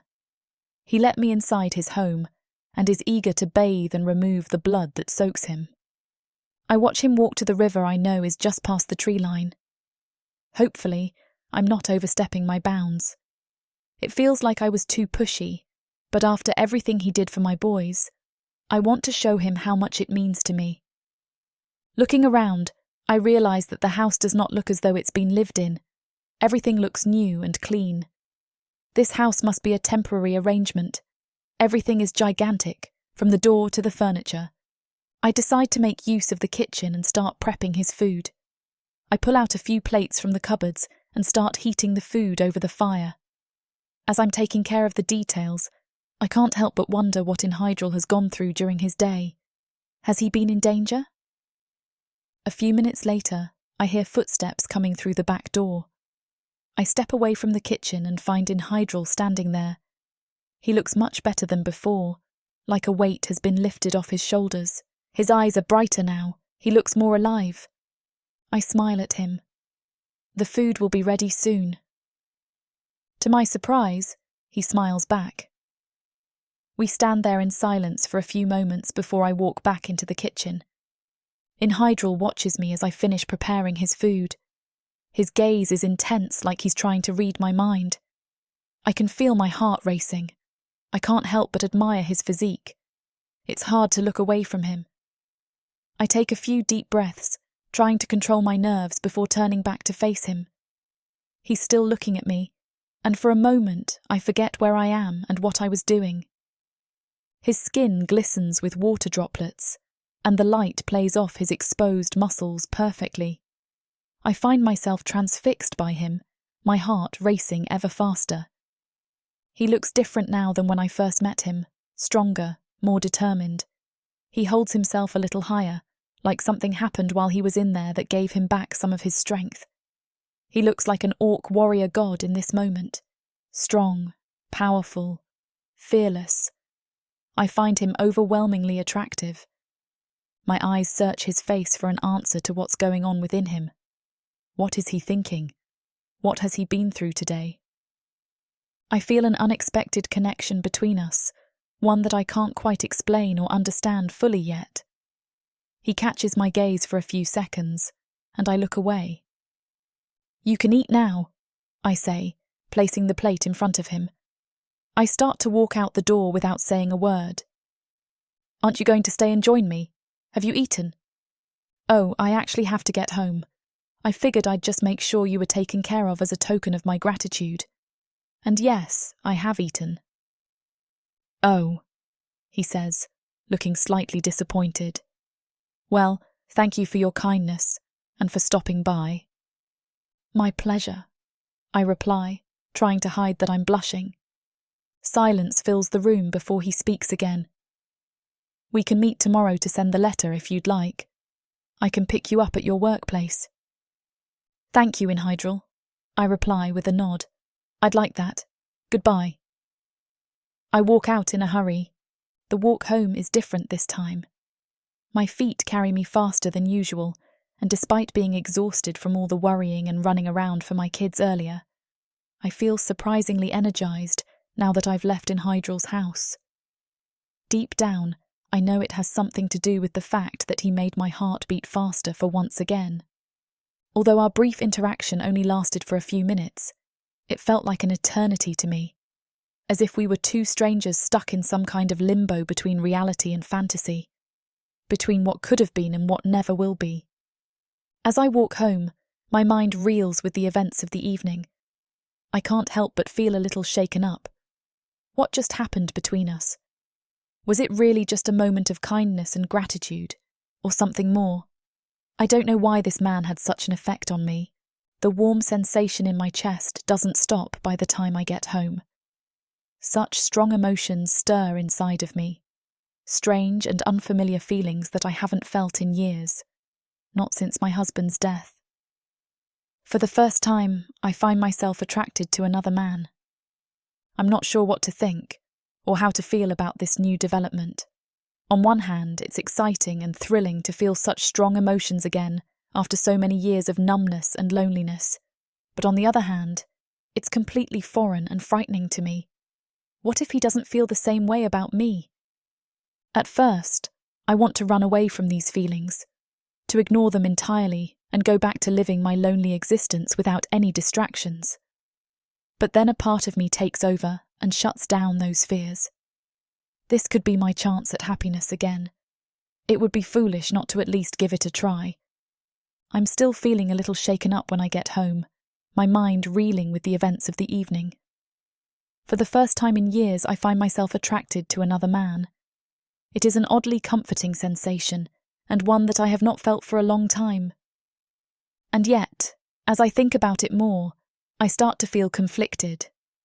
Hydrel is an orc, a big, muscular, handsome orc.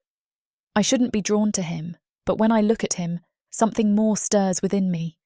Something beyond ordinary instincts, a voice that tells me he's different. His deep eyes searched mine with understanding and kindness. His smile was warm and inviting me into his world like no one had done before. My thoughts are interrupted when my hero and Baron come running into the room with their toys. They're so bright and full of life and energy, it's impossible not to smile around them. "Mommy, we made you dessert," they say excitedly as they show me what they baked. I can't believe they made cookies by themselves. As we eat and talk about our day, my mind keeps wandering back to Hydrel, and that warm sensation in my chest doesn't seem to stop no matter how hard I try to push it away. His kindness and generosity had such a profound effect on me. It's almost as if he had cast a spell over me. I'm also reminded of his offer. He wanted me to join him tomorrow for sending off that letter, which means spending more time with him, which is both exciting and terrifying all at once. Finally deciding that it's better not to dwell on any of this now, I turn my attention back to my family and enjoy this peaceful moment before heading off to bed. Tomorrow brings new possibilities, but also new challenges. Chapter 13. Hydrel. There is so much happening, I can't think straight. My mind keeps wandering from one subject to the other. How did I get to this point? It's been a whole month since the new groups of people joined us, and only 2 weeks since I learned of the Dark Elves' sinister plan to use monsters like human puppets in their attack. A According to Malik, this was a tactic he was aware of, but he had already attempted to put an end to. It only made it worse to me to have that information. I didn't ask him to clarify how he had put an end to it. But then there's Paloma. Why did I have to meet Paloma now? Why couldn't it have been earlier? We've known each other for 3 days, and there seems to be some sort of connection between us. What if the war does not go well? I see Paloma in a few hours, and time is running out before the war reaches its peak. I may never have a chance to find love of any kind if we lose. Why am I even worrying about what I look like for this occasion? It's not even a date. Is it a date? I shake my head, trying to clear my jumbled thoughts. I've faced countless battles without such useless distractions. And yet this woman has me tied in knots. I remind myself of the task at hand. This is no time for romantic musings. I splash cold water on my face, meeting my own eyes in the mirror. Get it together, soldier, I mutter. You can figure this out later. Focus on the fight ahead. But my traitorous mind keeps wandering back to Paloma's gentle smile, the way her voice soothes my soul, how she looked at me without an ounce of fear. Angrily, I slam my fist down. The pain helps sharpen my thoughts. There will be time for those kinds of feelings after we win this war. And we will win. We must. I think back to my training, all the battles I've endured. Victory often seemed impossible, yet we still prevailed. We are strong, and we fight for more than just duty. We fight for our way of life. The war has not yet reached its peak. There is still time to turn the tide if we give it our all. And if fate allows, maybe then I can explore what lies between myself and Paloma. But duty comes first. It must. It's only been 3 days since I met Paloma, but it feels like 3 months. I want to know more about her. Does she feel the same connection I do? Or is it all just in my head? I know I can't act on any of these feelings until the war is over, but that doesn't make them any less powerful. Regardless, I steel my resolve and prepare for the meeting with Paloma. My heart races as I remember the way Paloma looked at me when we last met. It was like she could see into my soul and understand me better than anyone else ever has. There was so much warmth radiating from her presence that it felt almost overwhelming, yet comforting at the same time. I know I can't let those kinds of thoughts distract me from what's ahead. We must win this war, and this meeting with her is just something to take my mind off of the possible doom that awaits. Am I dreaming of a better world? Yes, I suppose I am. But who can blame me for dreaming? In my mind's eye, I see Paloma's gentle smile directed at me. The image sends a thrill through my entire body. What kinds of feelings does she stir up in me? It's unlike anything I've experienced before. Whatever this is, it feels strong enough to pierce through the darkness of war and death that hangs over us like a pall. If I come out of this war alive and victorious, then maybe there will be time for love, if fate allows it. Until then, all I can do is focus on doing everything in my power to protect these lands and those who inhabit them from the evils lurking in the shadows. I shake my head and laugh softly at my own foolishness. Here I stand, lovesick and fretting over clothes, when there is a battle to be won. Yet I cannot fully silence the small voice inside that whispers of hope. Hope for a future where Paloma and I explore the connection between us without the threat of war looming. I cling to that fragile hope, letting it give me strength. Paloma's beauty shines like no other, like a delicate rose that has grown amidst the chaos of war. I can't help but feel drawn to her in ways that I never thought possible. Maybe she is the motivation I've been looking for. I tidy my humble home, imagining Paloma being here with me. What would we talk about if the war wasn't pressing down on us? What stories would I tell her of my life to make her laugh? I find myself yearning for that imaginary, peaceful time. A foolish fancy, perhaps, yet it lifts my spirits. In the midst of chaos, even daring to dream of simple joys can be an act of defiance. There is poetry in the thought of sitting at my table with Paloma, sharing a meal and chatting about lighter things. Walking with her hand in mine outside, no weapons needed. Her gentle teasing draws out a rare smile from me. But then reality crashes in like an icy wave, dousing away all of my imaginings. These daydreams may never come to pass, but the mere thought of happiness with someone like her gives me new vigor. I will fight hard so that one day others may have the chance to pursue love freely, without this burden of war. I glance out my window at the world outside. The streets are empty, an eerie quiet hanging over everything. It seems the darkness looms ever closer. Yet seeing a single flower blooming in the yard rekindles my flicker of hope. In that moment, I feel something inside me shift, a feeling of strength coursing through my veins like molten fire. Beauty persists if we have eyes to see it. Life continues, though shadows threaten. If such things are possible, then surely defeating this enemy shouldn't be too hard. After all, we have something much more powerful than swords and armor. We have faith in each other and in our cause. This is why we must keep fighting, for the chance to sit with loved ones again in peace. To watch children play without fear, lovers stroll hand in hand. We fight for the right to tend to small beauties like flowers again. Chapter 14. In Hydrel. Blood and grime, I growl to myself as I look at myself in a cracked mirror I had salvaged from the ruins of an old human city. These are an orc's best friend. The next day I try my best to groom myself and make myself presentable in advance of meeting Paloma again. I am not one to groom myself, but for her, I decide to try and make an exception. I sigh. I am an orc, an engine of war. I am not a pretty little human woman, fragile in her delicacy. There is only so much I can do. I lumber over to the kitchen tents where Paloma is working and wait for her shift to end. When she exits, she sees me and walks over. "You cleaned up real good," she says with a smile. "You look lovelier than usual as well," I say with a snarl. The truth is that her presence excites me. It forces blood to rush to my loins where my shaft stiffens as I see her. Her pants are tight, hugging her curves and showing off the bounce of her ass. I see her chest showcased in a tight top. A shade of color paints her face. She has been made to be pleasing to my eye.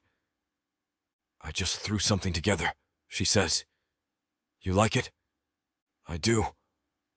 I move closer to her, deciding to ask her something that's been weighing on my mind.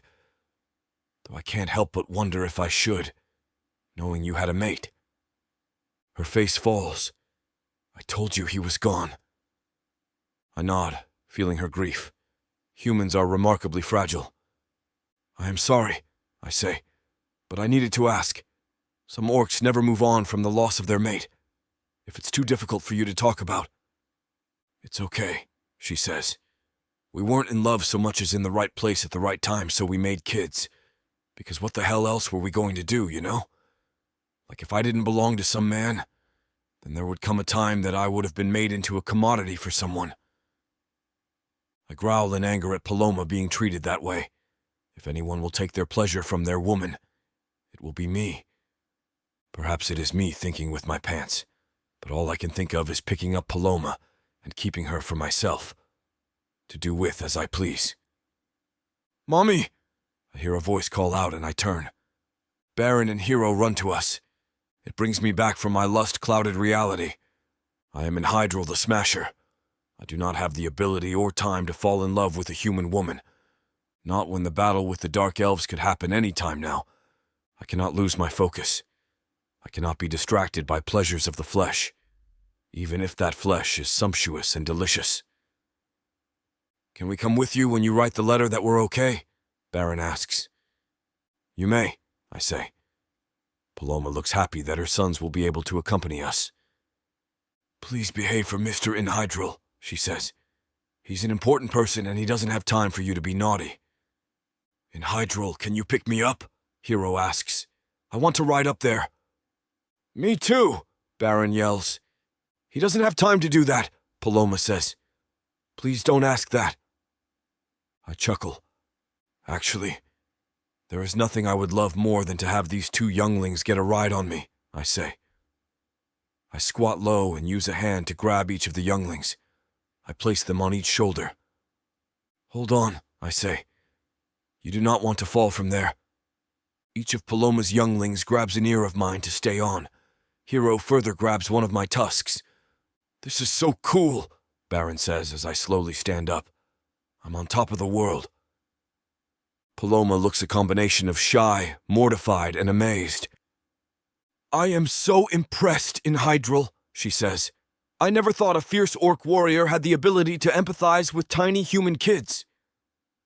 I have built this skill, I say as we begin walking, during my visits to the orphanage. This brings her up short. You go to an orphanage? I nod. When I was on a base with one, I add. Oh, wow, she says, her voice trailing off. She has an odd smile on her face. Those younglings in the orphanage do not have parents, I say. They have no one who will guide them on becoming the warriors they can be. Without proper guidance, they will be bereft of the skills. While they do a lot at the orphanage, I try to visit regularly so that I may be a figure that they can look up to. Perhaps they will remember something and help to remake this blasted world one day.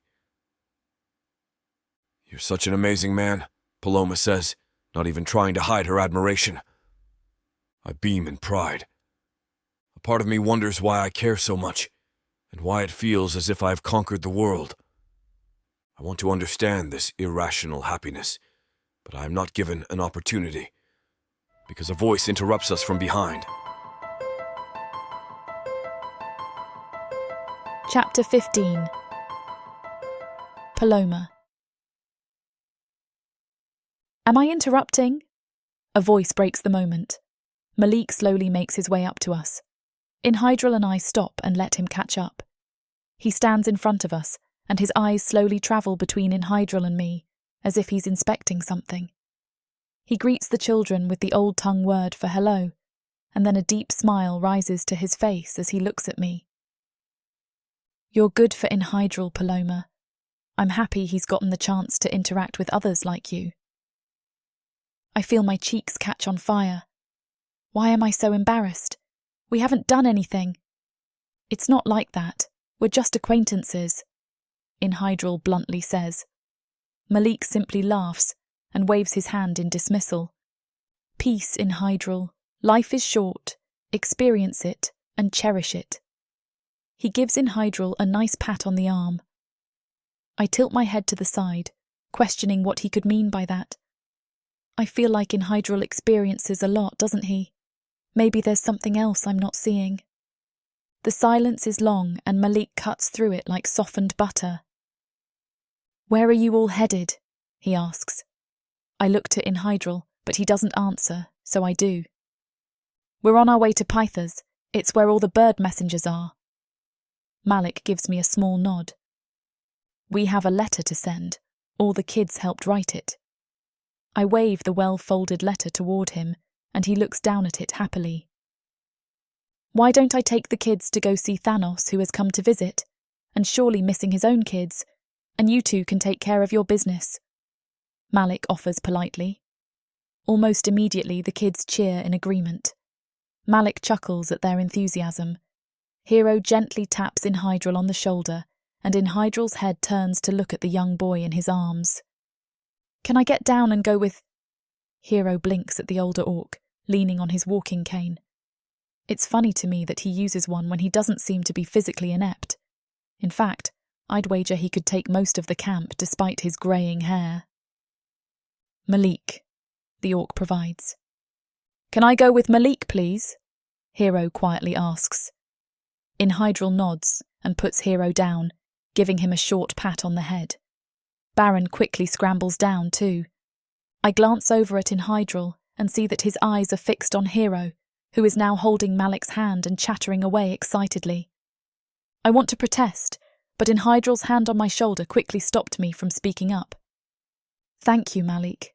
We'll be going now, he says, and Malik nods, and Hero and Baron run off toward our previous destination. Malik waves goodbye to us and follows after the children. I turn to face Hydrel, my eyes searching for his. When they meet mine, my heart skips a beat. I can't believe how attracted I am to him. I don't even know him that well, but there's something about him that makes me feel like I've known him forever. Let's go, Indrihal says, breaking the silence. His voice is deep and smooth, sending shivers down my spine. I nod, feeling a bit flustered. We start walking down the path towards Peter's, the sound of our footsteps the only thing filling the air. I feel a bit awkward, not sure what to say to him. He loves children, doesn't he? I say, breaking the silence. Hydrel turns to me and nods. Yes, he does. He's always been passionate about helping those in need. It's one of the things I admire most about him. He leans closer. And rumour has it he has a grandbaby waiting to meet him when this is all over. He was the one who pushed for coexistence, right? I ask, and Hydrel nods. Yes, he was. His clan, the Burning Sun, has opened its borders to humans and those who want to live in harmony with them. They're fighting their own fight in the south. He stares off in the distance like he can see down to the clan. It took a lot of courage and determination, but he never gave up on his beliefs. He truly is one of a kind, Hydrel says, his voice filled with admiration. I can't help but smile at the way Hydrel speaks about Malik. He holds a lot of respect and love for the orc elder. It's also nice to see that Hydrel has a softer side to him. I was so focused on his strength and confidence before that I didn't consider the fact that he could also be a gentle and caring person. As we walk, I feel Hydrel's arm brush against mine, sending a jolt of electricity through my body. I try to keep my composure, but I can feel my cheeks heating up. I steal a glance at Hydrel and see that he's looking straight ahead, seemingly unaware of the effect he's having on me. I clear my throat, trying to shake off the feeling. So, what do you do when you go to the orphanage? I ask, trying to keep the conversation going. Hydrel looks at me and smiles. The children give me various things to bend, break, and throw. They bring me the heaviest things they can find, and I bend or break them. They bring me their disputes, and I attempt to make them see the reasons behind my decisions. And finally, they try to band together to wrestle with me. It makes them happy. I believe that everyone deserves a chance to be happy and loved. His words make my heart swell with admiration. Hydrel is truly a selfless person, always putting others before himself. I can't help but feel drawn to him. We continue walking in silence for a few more minutes, the tension between us growing thicker. I can feel my heart racing in my chest. The attraction I feel for Hydrel is almost too much to handle. Why am I feeling this way? I'm like a teenager with a crush. But as we reach Pytha's, I can't help but feel a sense of disappointment that our time together is coming to an end. I hope I can recapture this feeling soon.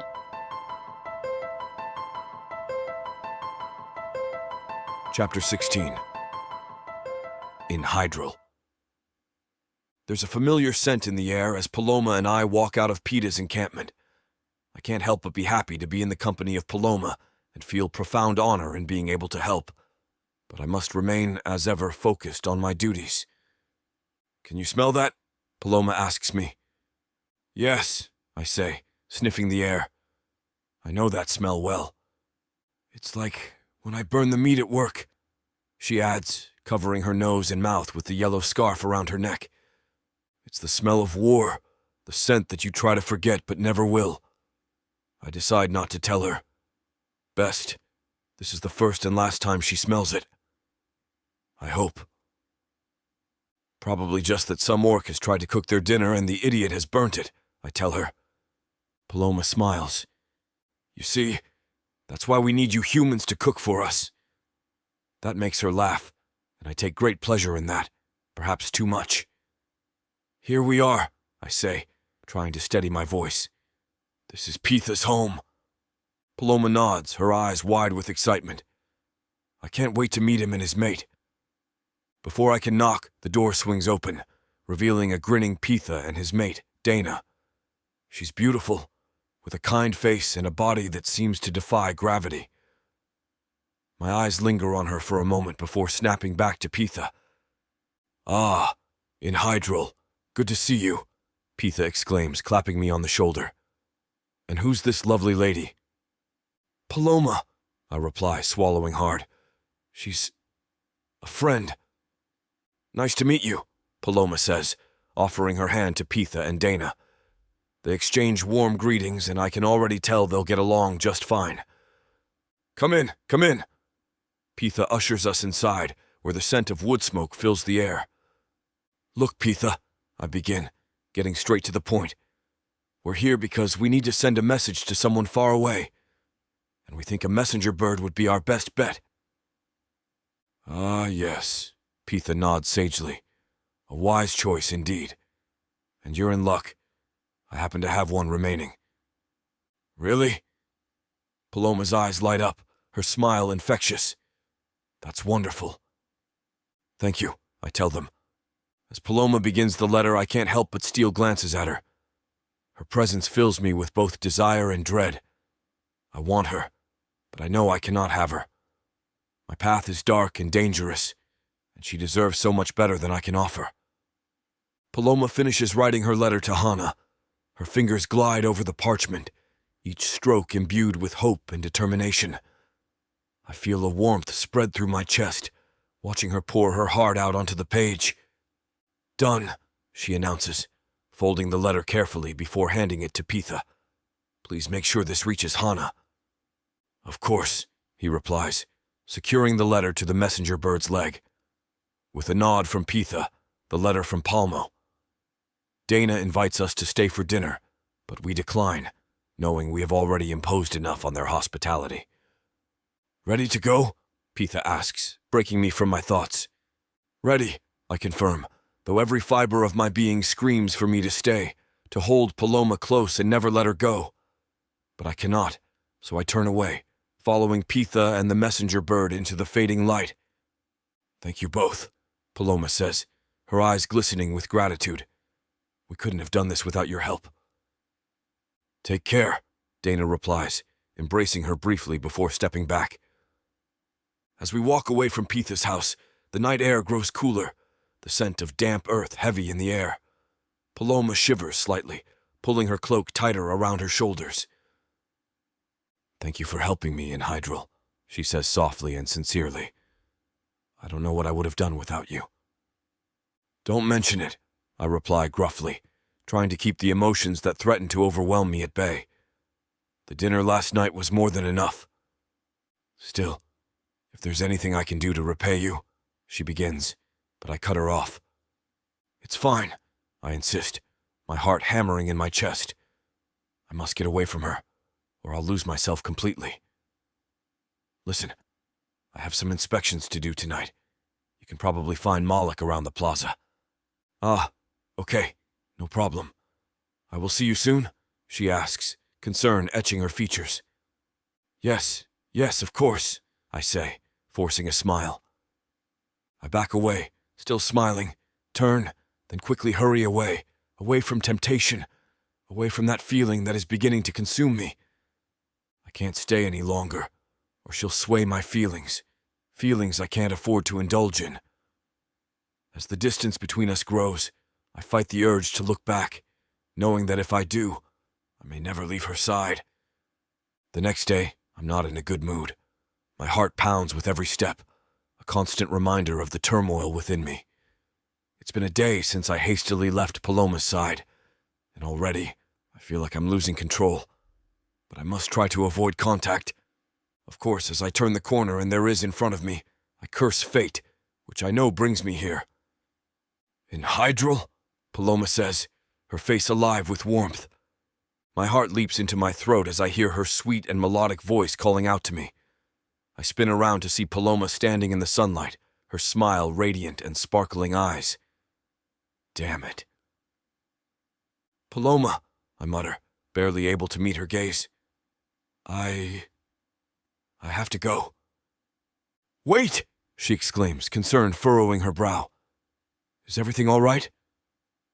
I shake my head, unable to answer her. The truth is, everything is not all right. I'm drawn to her like a moth to flame, but I can't allow myself to get too close. Life is already too hard, and I don't want to burden her with my troubles. She's a good woman, and we're not a match.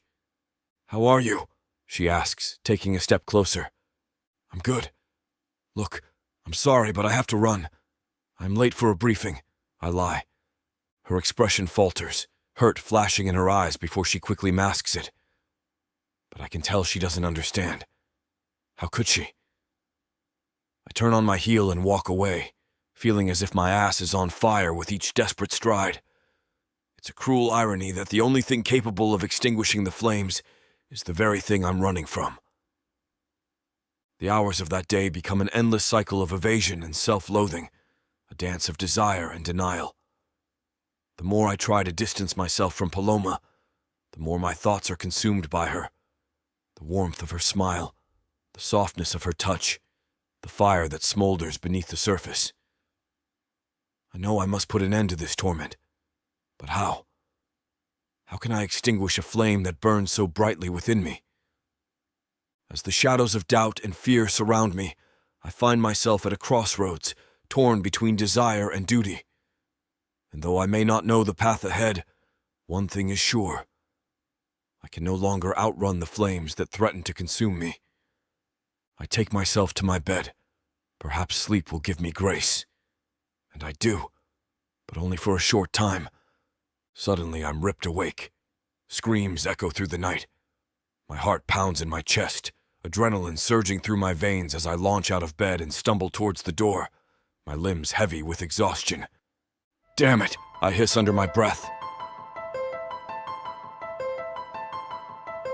Chapter 17. Paloma. I'm in a forest, and there is a stream. The sun burns hot on our faces. Hydrel holds my hand in his as I rest under the protection of his strong arm. We do not speak because there is nothing to say. We are together, and neither of us want the moment to end. But the sun beats down relentlessly, and I feel his muscles flutter beneath me as a strange noise gathers in the air. It pops and crackles, and I watch as he rises to his feet, and the sun goes bright red, and then I hear the screams, and then I open my eyes, leaving the dream behind. Panic rushes through me as I sit upward on the bed. The sound of crackling fire and panicked screams has torn me from my sleep. My dream of Hydrel and I, replaced by the chaos coming from outside. What is happening? Half asleep, I gather my strength and jump from the bed. I feel dizzy, take a breath, and gather myself. My heart hammers in my chest as I stumble to the door, peering out at the madness unfolding before me. I can't believe my eyes as I look in shock. My stomach drops. The newly rebuilt base is engulfed in flames. Black smoke, laced with the orange and yellow of the fire, twists along the ground, reaching out toward us like tentacles. "Kids!" I yell. "Where are you?" I move towards the door in panic. I must get to the children. Then I hear a voice. "Mommy, what's happening?" Baron's voice trembles behind me, his eyes wide with fear. "Where is your brother?" I ask, trying to keep my own panic in check. "We need to leave now." Relief bursts through me as Hero appears, half asleep and unaware of our danger. I must not frighten them, but we need to move fast. "Kids, I need you to gather what you can. We have to leave," I tell them. "No questions, just do as I say." They both look at me. "Yes, Mommy," Baron says as he gently nudges Hero into action. As my children scramble around gathering their things, I grab my satchel and stuff it with essentials, food, clothes, and a few sentimental trinkets. My hands shake as I fumble with the clasps, knowing that every second counts. "Ready," Hero announces, clutching her teddy bear tightly. Baron nods, his face pale but determined. "Stay close to me," I warn them as we burst out the door and into the fray. All around us, people are running, screaming and crying. The entire camp is in uproar. My breath catches in my throat when I see it, a tall, thin creature spewing fire like it's a living flame. It moves stealthily through the camp, leaving destruction in its wake. A chill runs down my spine, and I'm paralysed by terror for a moment. Is this the end of the world? Mommy, we have to go. Baron tugs on my arm, snapping me back to reality. I nod, grabbing his hand and hoisting Hero, who has gone frozen with fear, onto my hip. Follow me, I shout, weaving through the panicked crowd, keeping a tight grip on my son's hand. The heat from the fires is overwhelming, sweat pouring down my face as we make our escape. In my mind, a single thought repeats like a mantra. We have to survive. We run, my heart pounding and my lungs burning, driven by adrenaline and the fierce determination to protect my children. We will make it out of this hell, no matter what it takes. What's going on? What's happening?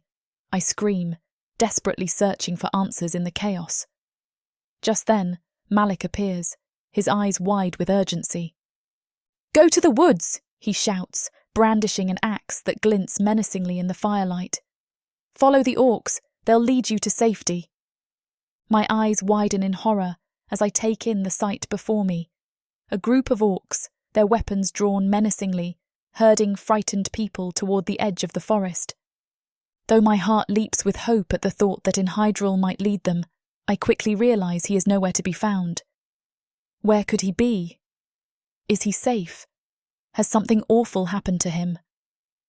Malik, have you seen Hydrel? I cry out, my voice barely audible over the roar of the flames. Paloma, there's no time, go now, he insists, pushing me towards the woods as he rushes off to confront the beast. I take a step forward, my feet feeling like lead as my thoughts race.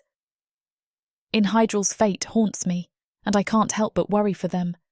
But I know I need to stay focused. My children are depending on me to get them out of this place alive. I want nothing more than to run away from here, but I have no choice but to confront the fear that lies ahead. Mommy, we're scared, Hero whispers into my ear, tears streaming down his face. Baron nods, his eyes wide with fear. I know, my loves, I tell them softly, forcing a smile. But we will make it through this. We have to be brave. I clutch Hero close to my chest, while my other hand tightly grips Baron's, and we both join the line of refugees fleeing from the pursuing orcs. The heat from the fires clashes with the cold night air, making every breath seem to be a delicate balance between life and death. We keep running, all of our hearts pounding as one as our feet hit the ground. The woods come closer now, offering us a faint promise of hope in the midst of devastation. But even as we race towards it, I find my faith wavering, fearing that this could all be for nothing if Hydrel isn't there on the other side waiting for us when we arrive. With every step closer to the woods, my heart hammers in my chest like a blacksmith's hammer on an anvil. The screams of frightened people and the roars of the orcs echo around me, creating a cacophony that drowns out any other thoughts. I focus on breathing, putting one foot in front of the other, holding Hero tightly against my chest and gripping Baron's hand. Mommy, what if they catch us? Baron's voice trembles, his fear seeping into mine. Shh, we'll be okay, I say, though I'm not sure I believe it myself. And then, as if the universe decided to laugh at our fragile hope, the night turns darker still. Damn it, I curse, my heart racing even faster. Keep moving, Malik shouts from somewhere up ahead, his voice strained. But his words are lost to most, the panic infecting everyone like a virus. In the midst of the turmoil, my grip on Baron's hand slips. Baron! I cry out, my voice is raw with desperation. My eyes frantically search the crowd, straining to catch a glimpse of him amongst the sea of bodies. But he is lost to me, swallowed by the storm. Mom! His voice reaches me faint and terrified, and my heart shatters into a million pieces. Mommy, where are you? Baron, stay where you are, baby, I'm coming for you, I scream, pushing through the crowd of panicking people and battling orcs and elves, my body bruising and aching with each shove as I twist to protect Hero. Mommy, I'm scared, he cries out, his voice breaking under the weight of his fear. I can't see him but feel him, as if our shared terror has created an invisible bond between us. Keep calling to me, Baron. I'll find you, I promise. Anger and determination fuel my steps as I fight through the madness, clutching Hero to my chest. I will not lose my son in this hellish nightmare. I refuse to let that happen. Baron! I call again, my heart pounding in my ears, drowning out everything else. Baron, where are you? Chapter 18. In Hydrel. The night is dark, and the air is smoky with the fires raging on the base. It is hard to see anything, let alone make a plan in the panic. There is a constant drum of screams coming from the base that terrifies me. Paloma and the children are there. I run for the town, dodging a few humans as I sprint into the battle. As a warrior, my first thought is for Malik, and I know I must find him. As an orc, my first thought is Paloma. The orc in me wants nothing more than to assure her safety, but I know Malik must be my first priority. But before I can get close to the base, a dark elf steps in front of me. He is tall and thin, and the expression on his face is cruel. His distaste for orc and human alike is plain to see. Without hesitation, I charge him, swinging one of my axes at the same time. He turns to the side, readying himself for my attack, and raises his spear in defense. I swing my axe and shove his spear to the side, then quickly duck underneath it. My second axe swings up from below, aiming for his midsection, but he jumps back out of range just in time. We come together again, but this time he counters with a lunge of his spear towards my chest. I dodge it expertly by spinning away from him before raising both my axes high above my head. The elf stares at me, terrified by what must seem like an impossible situation to him, but before he can react, I bring both axes down upon him with incredible force. 3 quick strokes that drop him instantly onto the ground dead beside me. I take no time to celebrate my victory. There is no time. The screams on the base are growing, and so is my worry. An elf runs from the side street in front of me. We meet at the corner and surprise each other. I recover first and swing my axe for his midsection. It is gratifying to hear the crunch of his spine as my axe crushes it. The elf falls, arms flailing, and I leave him to suffer the slow death he deserves. One of their creatures crosses the road a couple blocks from me. Its head rotates from side to side, spitting out bolts of elvish lightning and igniting structures on the base. This is dark elvish technology, this monster. A sign the war is worsening. Chaos reigns around me as I fight my way to Malik's quarters. The humans are fleeing from the base, and when I glance behind me, I can see them begin to slip into the woods. Relief rushes through me. They will be safe in the woods. Hopefully Paloma reaches the same conclusion and follows the others to the shelter of the forest. I look at the destruction around me and decide I've had enough. I slide my axe back into its loop on my belt and pull out my hammer. My war hammer. It is a heavy, deadly instrument of destruction made from the finest steel, brought from Prothika and handed down. It is as perfect a tool as anything I've ever used in battle, and it fills me with confidence. I grip it tightly in my hand, using it to steady myself as I glance around and survey the carnage. I think of Paloma one last time, chiding myself for avoiding her like a schoolboy with a crush this last week. We could have spent the time together. Malik was right in his advice to me not to waste any more time. I promise myself that if I live through this attack, I will find her to check in on her and the children. I take a deep breath and make a break for Malik's quarters. The earth shakes beneath me as I run, but that only serves to spur me onwards faster, until finally I reach the street where Malik has made his quarters. He's already outside, axe in hand and an expression of grim determination on his face. "Tell the humans to run to the woods," I hear him shout at an orc. "Tell the humans to run to the woods! We will flank them to keep them safe!" He shouts at another orc. Malik glances up and we lock eyes for a moment.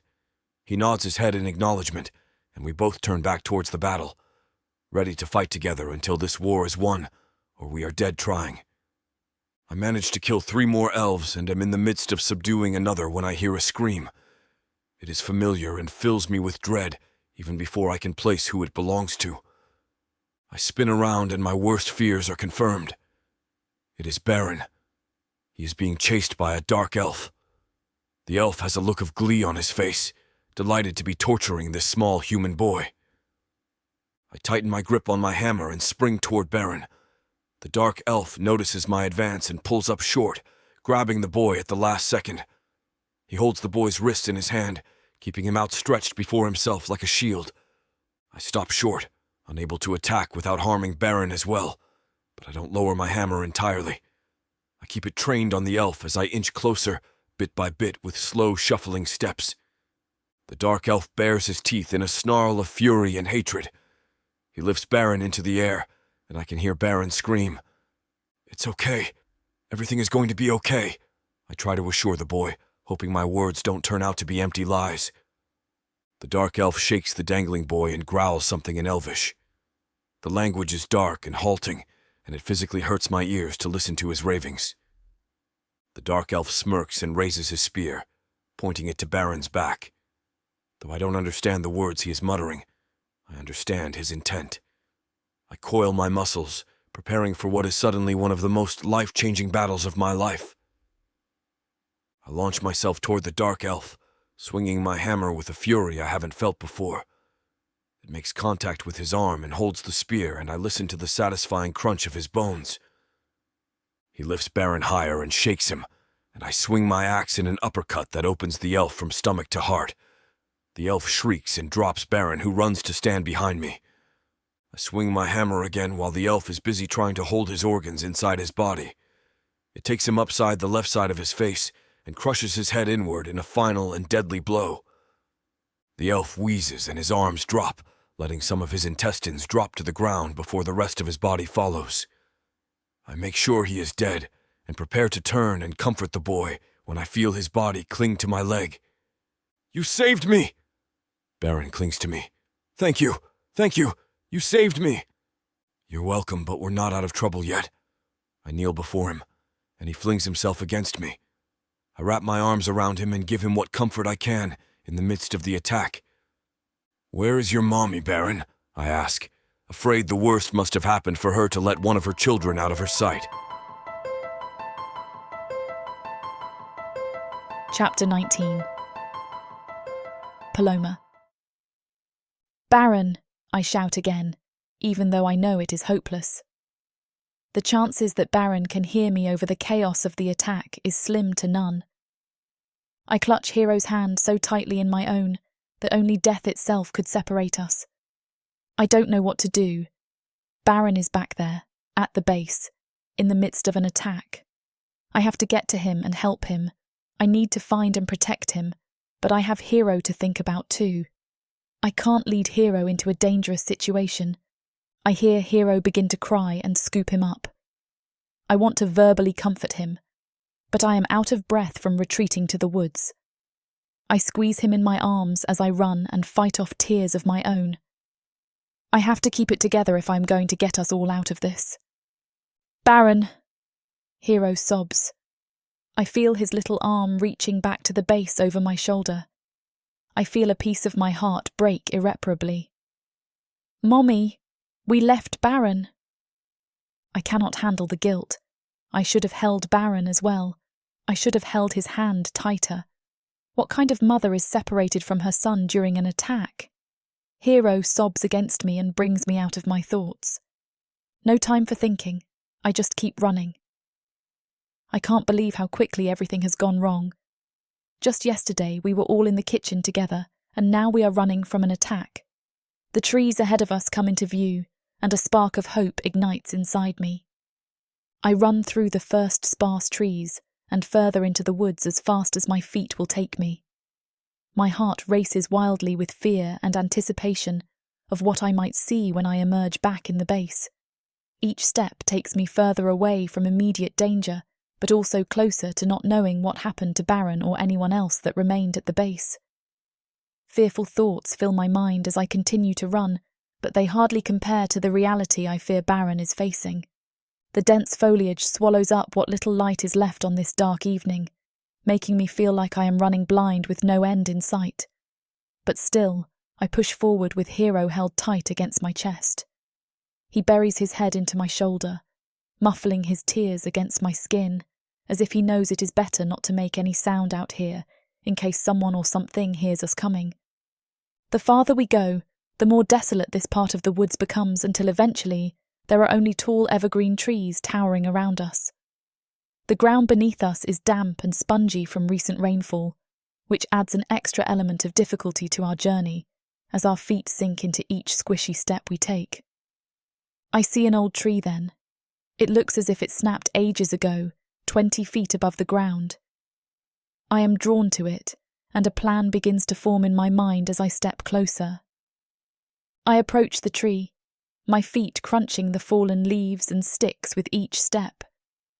Up close I can see more details, how its bark has been weathered by time, what looks to be patches of moss in places, and a few small animal tracks that lead up and around it.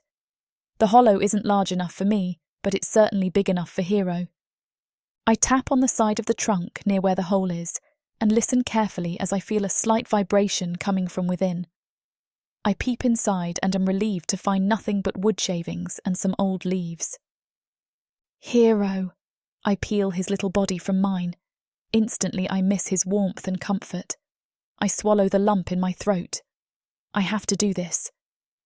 Hero, look. I point to the hollow.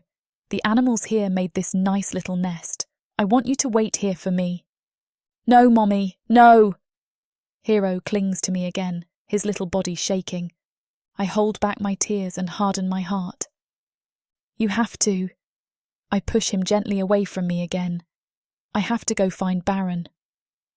No, you can't leave me. Hero shakes his head and cries.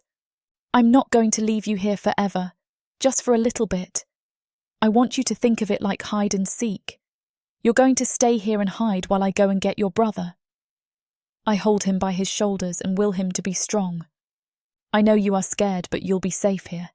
That's why the animals made this. It is a safe place. Hero looks doubtful, so I continue. I'm going to get Baron and we'll come back so you can show Baron the safe place. All right? He nods his little head, and I swear to myself that if we make it through this, he will never be forcibly separated from me again. I need you to be brave, okay? Can you do that? I move my hands up to hold his chubby little cheeks. I can be brave, Hero says, this time with more confidence. Good boy, I know you can. You are the bravest boy I know. Tears threaten to spill out of my eyes, but I keep them at bay to keep Hero calm. I'm just going to get Baron and I'll be right back, I assure him again. Promise? He asks and holds up his pinky to shake mine. Promise. I manage a smile and hook his finger. He turns and crawls into the hole. I take a minute to cover his tracks and reach into my pocket and take out a small bag filled with nuts, dried fruit, and even a few pieces of jerky I had snagged on the way out of the kitchen. I pass these to him. He looks over the bag and smiles when he spots the jerky. It has always been his favourite, and I am grateful I could at least provide him with something to make him happy before I leave. Don't come out for anyone but me. Do you understand? I ask. I won't come out. His voice rings hollow from within the stump. I'll wait for you. Good boy. I fight tears. I love you and I'll be right back. I love you too, Mommy, he says in his determined voice. I know then I have to go. I have to leave my youngest child hiding in a tree in order to have a chance at finding his older brother, but I am dying inside. I feel myself standing. My body takes a few steps from the tree and away from the half of my heart within. I hear a small whisper then. Good luck, Mommy. Then the crinkle of the snack bag. Another time I would have laughed at Hero diving into the jerky, but now I was just grateful for the distraction. I take the opportunity and sprint away from him before I don't have the stomach to leave him. I manage to make it far enough away from the trunk that I can't see it anymore before I give in. The tears wash down my face in a waterfall as each step carries me close to one child and further from the other.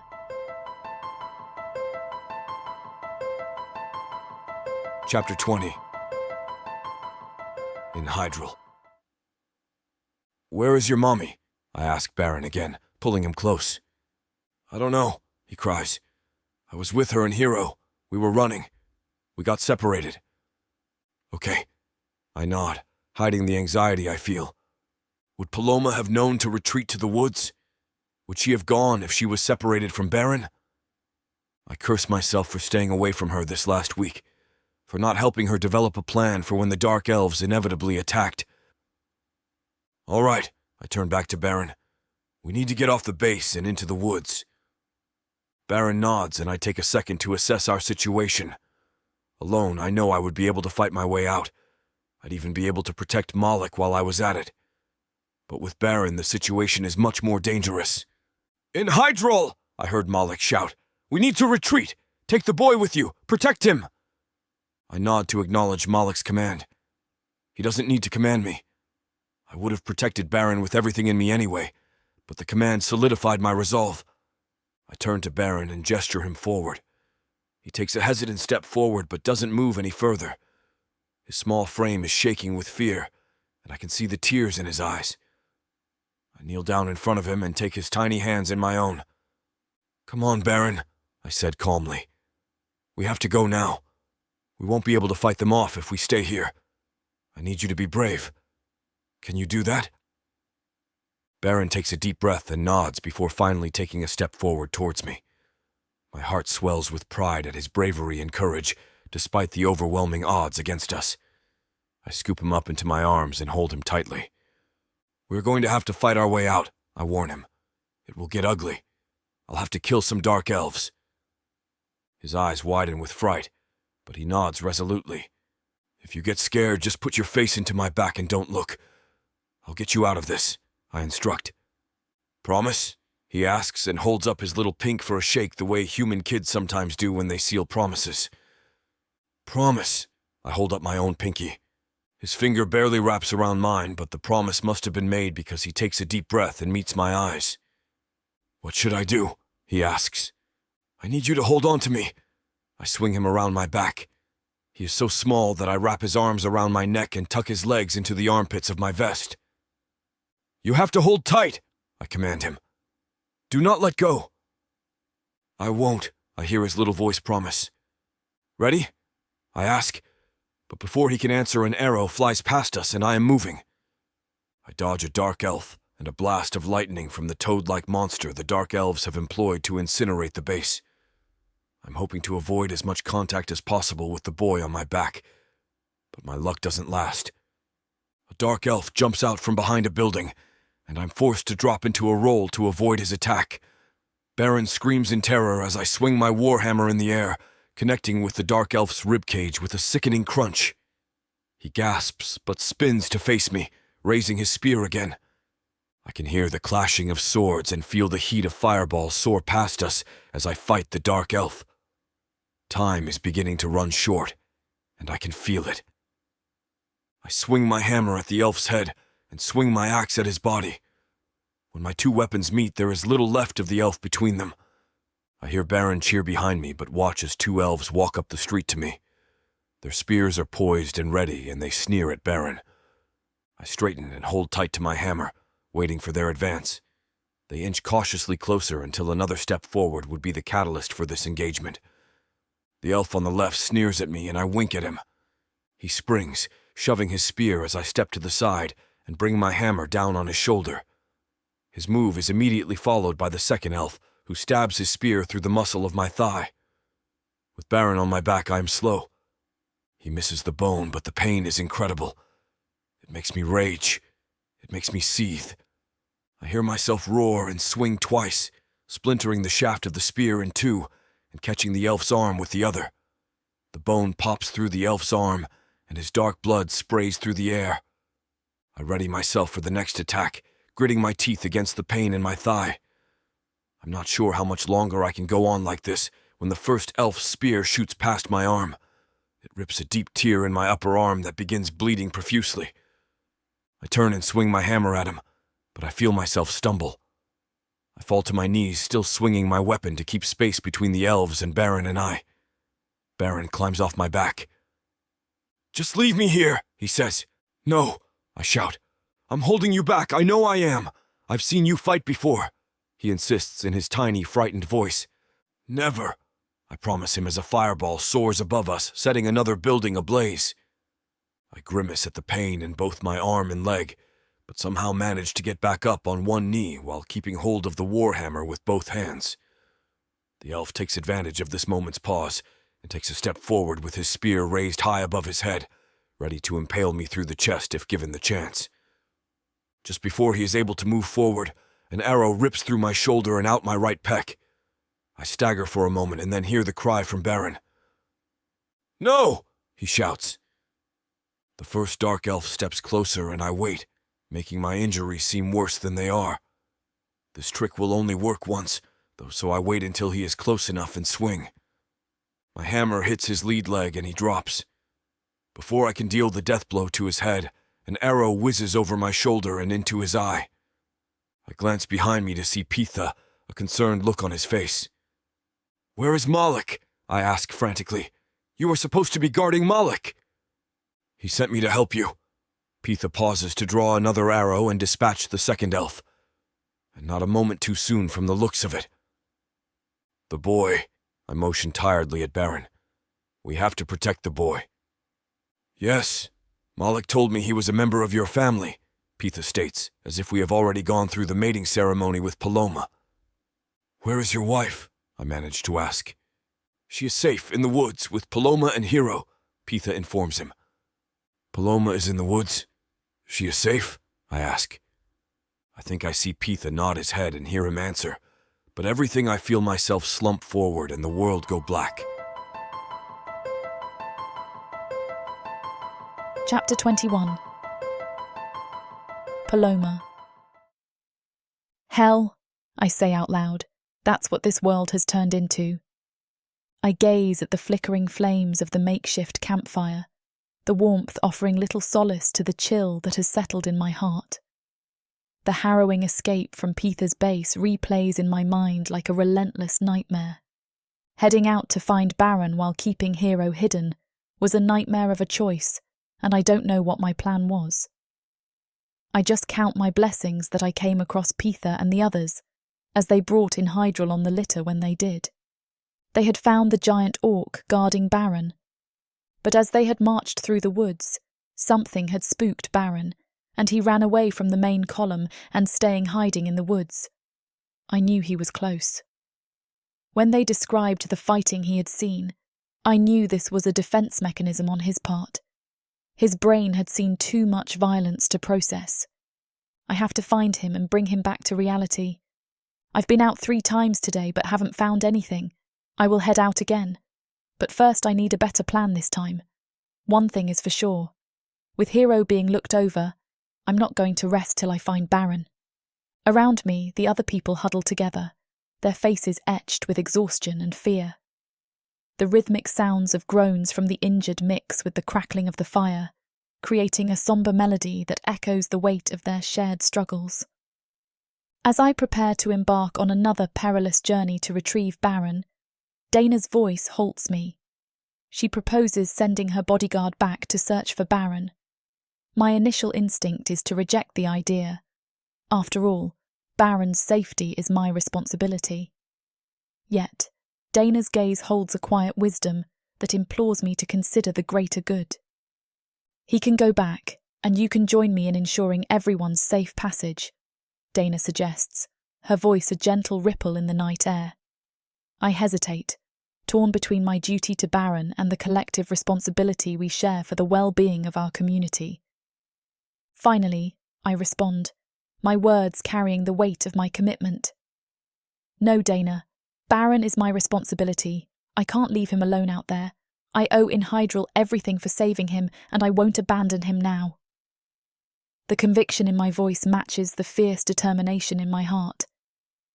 Dana's words cut through the night air like a chilling breeze, stirring a storm of conflicting emotions within me. As I stand there, vulnerability exposed, she offers a blunt reality that I've been reluctant to face. The harsh truth unfolds before me, that in my current state, I am a liability, not an asset. "You won't be able to do a thing, Paloma. You're weak," Dana asserts, her words a bitter pill to swallow. I feel a sting of humiliation, realizing the limitations my physical condition imposes on my ability to contribute to the safety of our group.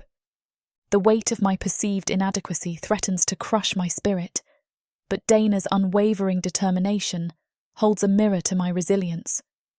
She's not merely dismissing me. Instead, she's emphasizing the strategic importance of my presence in a different role.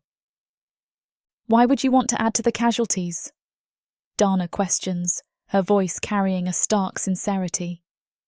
The truth lingers in the air, and for a moment, the reality of my physical vulnerability casts a shadow over my desire to protect those I care about. In the midst of this internal struggle, Dana invokes the most potent reminder of all: Hero. The mere mention of his name pierces through my self-doubt. "Hero needs you too," she asserts, the blunt truth shaking me to my core as I think about the events of the past 24 hours. Tears stream down my face, a torrent of worry and fear unleashed at Dana's revelation. I can't shake the concern for my guard, the one who vowed to protect us. In the midst of this chaos, questions swarm my mind like hungry vultures, circling an uncertain fate. "What will I do without him?" I manage to utter, my voice cracking with the weight of my emotions. Dana's gaze holds a mix of understanding and reassurance. She assures me that this place is safe, a sanctuary amid the storm, and it's permissible for my guard to venture back into the danger-laden territories. Despite this reassurance, the void left by his absence echoes within me. So, I do everything I can to not let the weight of fear and guilt crush me until he is found. In the centre of the camp lies Hydrel, his massive frame now reduced to a vulnerable silhouette.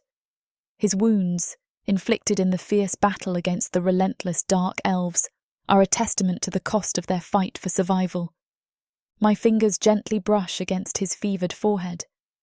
The rhythmic rise and fall of his chest, though steady, offer little reassurance. He remains in a deep coma, a silent testament to the toll of our recent ordeal. How is he now? Malik comes to stand by my side, offering what little comfort he can in the face of such unimaginable tragedy. Tears prick the corners of my eyes, hot and furious, as I look at the destruction that I somehow had a hand in. I'm so mad at myself, Malik. If I hadn't let go of Baron's hand, this might not have happened. My voice softens, and I let the tears come as fresh sobs rack my body. We can't lose him. Malik, ever the resilient leader, orchestrates the distribution of meagre supplies. His eyes, however, betray a weariness that transcends the physical. Malik, how can we defeat those monsters? We did our best, but the dark elves, they are relentless. His gaze meets mine, a flicker of concern softened by determination. We'll find a way, Paloma. We always do. We have the strength of our people and the will to survive. For now, let's tend to our wounded and hope Hydrel wakes soon. He's fought valiantly for us. As I tend to the wounded, I steal glances at the slumbering Hydrel. His face, though marked by the hardships, carries a serenity that contrasts the turmoil around them. I whisper words of encouragement, a quiet promise that we will emerge from this darkness, our spirits unbroken. I hear a wonderful sound erupt from the corner of the room. A moan spills from Hydrel's mouth. Hurriedly, I check on him. He's still not awake, but his hands are moving. Pytha, Dr. Vark, come quickly. I think he's waking up. The other people gather around him as the doctor examines his wounds. The firelight dances on their faces as they whisper prayers of hope for their beloved leader. I watch at the side, shaking and hoping that he's okay now. Don't make any sudden movements, Hydrel. Let me look you over. Can you squeeze my finger if you can understand me? Dr. Vark goes through a series of simple questions for Hydrel, and to everyone's amazement, he responds to each with a slight squeeze of the doctor's fingers. The doctor's face remains stoic throughout her assessment of Hydrel's condition until finally she looks up with a cautious smile. Looks like he's going to be just fine. A collective sigh of relief echoes through the camp as the news spreads far and wide. Within moments, cheers erupt from every corner of our makeshift home. We have won this battle despite all odds. With tears in my eyes, I look to Malik and see a new spark of hope in his gaze. The night is thick with tension, each step through the darkened woods weighted by the knowledge that danger lurks in every shadow. In Hydrel's heroic act echoes in my mind. He saved Baron's life, a debt I can never fully repay. The makeshift camp offers little comfort as I recount the events of that harrowing escape. I return from my errand to find Dana, a guiding light in this sea of uncertainty. Her familiarity with hidden places becomes our beacon of hope. We share a silent understanding, for survival often hinges on knowing where to find refuge when the world crumbles around us. 2 hours later, the air is thick with anticipation as news arrives, a lifeline in the darkness. They found Baron. Relief washes over me like a gentle tide, soothing the raw edges of my anxieties. A fleeting moment of gratitude embraces my heart. Yet, as the tendrils of relief coil around me, Dana delivers another piece of news, in Hydrel's sacrifice.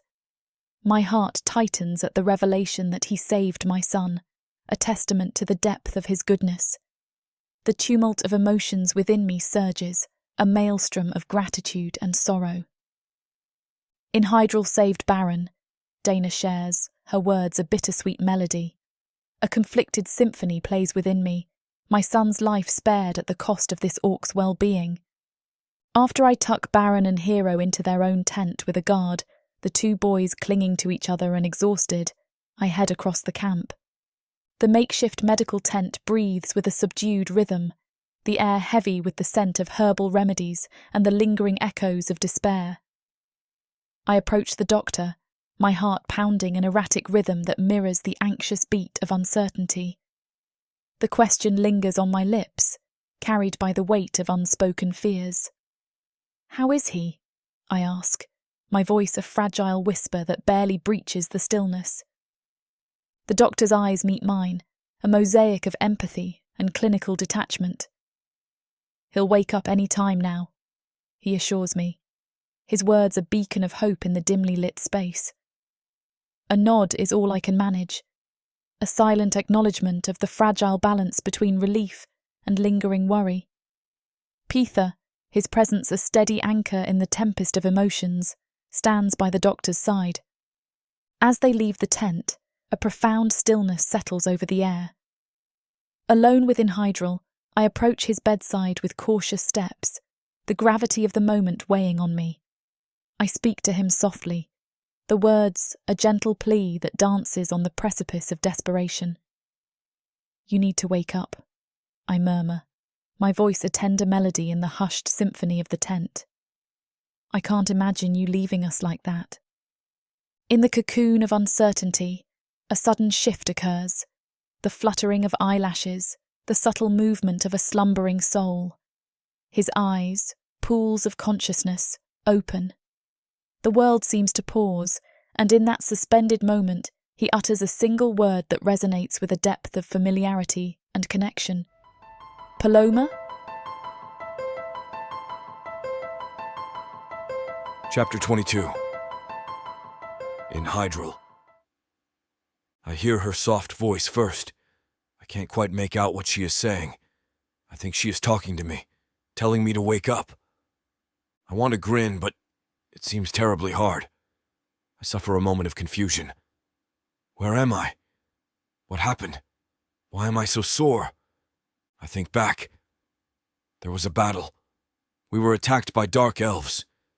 I couldn't find Paloma, but I found Baron. I tried to fight us out of the base, but there were too many dark elves. Peetha came to our rescue. I've got to wake up. I hear her stomp her foot like she is annoyed. I feel the urge to grin again, and this time I can feel the corner of my mouth lift. That answers what happened. But where am I? And why is Paloma here? Has she been taking care of me? Where are the children? Paloma? I shout her name in my head, but all I hear come out of my mouth is a croak. In Hydrel! I hear her cry, and then feel her soft touch on my face. I crack open my eyes, and I am surprised by all the light. It pierces through my skull, and I have to blink a few times to adjust. You're awake! Thank the gods! I feel her stroke her hands comfortingly over my head. Her hands catch the stubble growing there and sets my body on fire. Such a simple thing, her touch, but I've never felt anything like it. I try to lick my lips, but my mouth is so dry. She holds a cup to my mouth and pours. The water trickles in and wets my mouth like the sands of the desert. Thank the gods you're okay. She's searching my face. What do you need? What can I do? I try to sit up and pain rips through my right shoulder. She pushes gently on my chest. Try not to move too much. You'll aggravate your wounds, she explains. She moves behind me and arranges my pillow so I can lounge more comfortably. I can smell her perfume, and when she swings around in front of me, I can see her eyes are full of concern. Concern. For me. I can't ever remember a time a beautiful woman had looked at me with concern in her eyes. A warm feeling settles in my chest. I finally understand Malik a little better. It is a good thing to have a kind woman. I glance around at my surroundings to distract myself from Paloma and to get my bearings on the situation. I have so many questions. Where are we? I ask. In a temporary tent, Paloma answers. We had to retreat. The dark elves took the base. The tent is white canvas and quite large. There is enough room for me to lay on a large cot. Boxes of food and supplies line the wall across from me, leaving a small aisle to get to me. There is a small chair next to me that Paloma must have sat in while she tended to me. The boys? I ask. She starts to cry, and for a terrible moment I think the worst. They are fine. Both fine. Thanks to you. She wipes at her face and leans over me. She hugs me snugly, but is careful of the wound in my shoulder and in my leg. Despite my injuries, my body comes alive. I've never felt something so right as her body against mine. Something moves in my heart, locks into place. This woman is mine.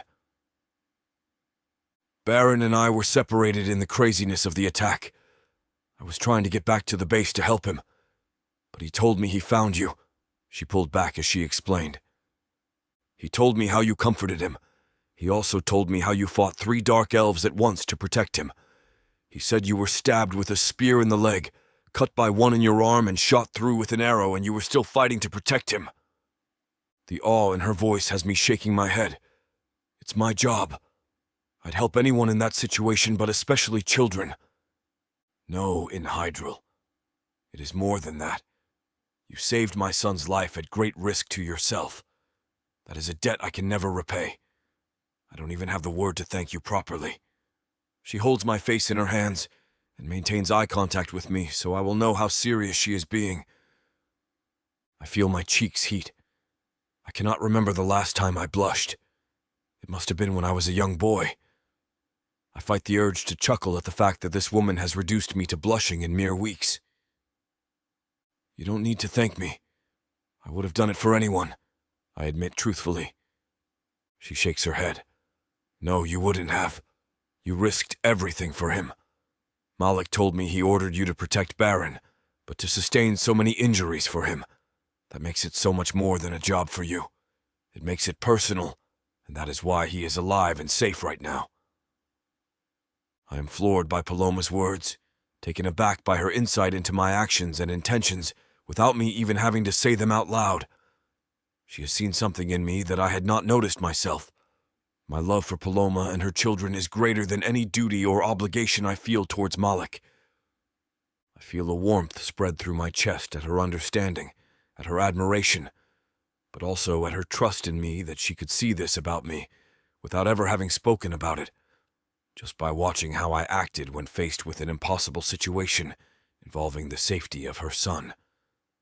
It brings forth a sense of peace I haven't experienced in many years, perhaps since my childhood before war separated us all from one another, before we had our duties forced upon us like shackles around our wrists, dragging us away from any hope of true freedom, real happiness, or lasting relationships beyond gunfire and military drills. "You are a good man in Hydrel," she says softly as she wipes away the tears from her eyes with shaking hands. "A kind and brave man who puts others first, even if it means risking his own life." I look away in embarrassment at the praise, but she catches my chin in her hand and turns my face towards hers. Her brown eyes are filled with warmth and understanding that gives me sudden courage to meet her gaze head-on. She leans forward slowly, and I know this will change our relationship forever. I savor each second, watching the blush rise in her cheeks as she leans closer to me, smelling the whiffs of honeysuckle that waft from her skin, feeling the delicate puffs of her breath on my skin. If I die in this moment, I will die a happy man. Then her eyes slid shut, and her lips are on mine. The first touch of her lips is so soft, almost hesitant. I raise my hands and cup her face, bringing my mouth more firmly against hers. She responds and pushes her body gently against mine as she leans over me.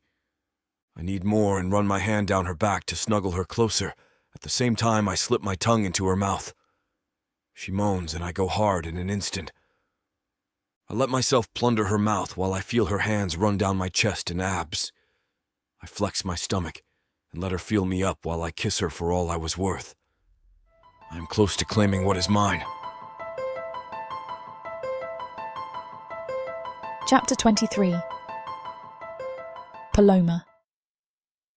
In Hydrel's kiss is filled with passion, but it is also infused with something deeper, something more meaningful than just physical desire.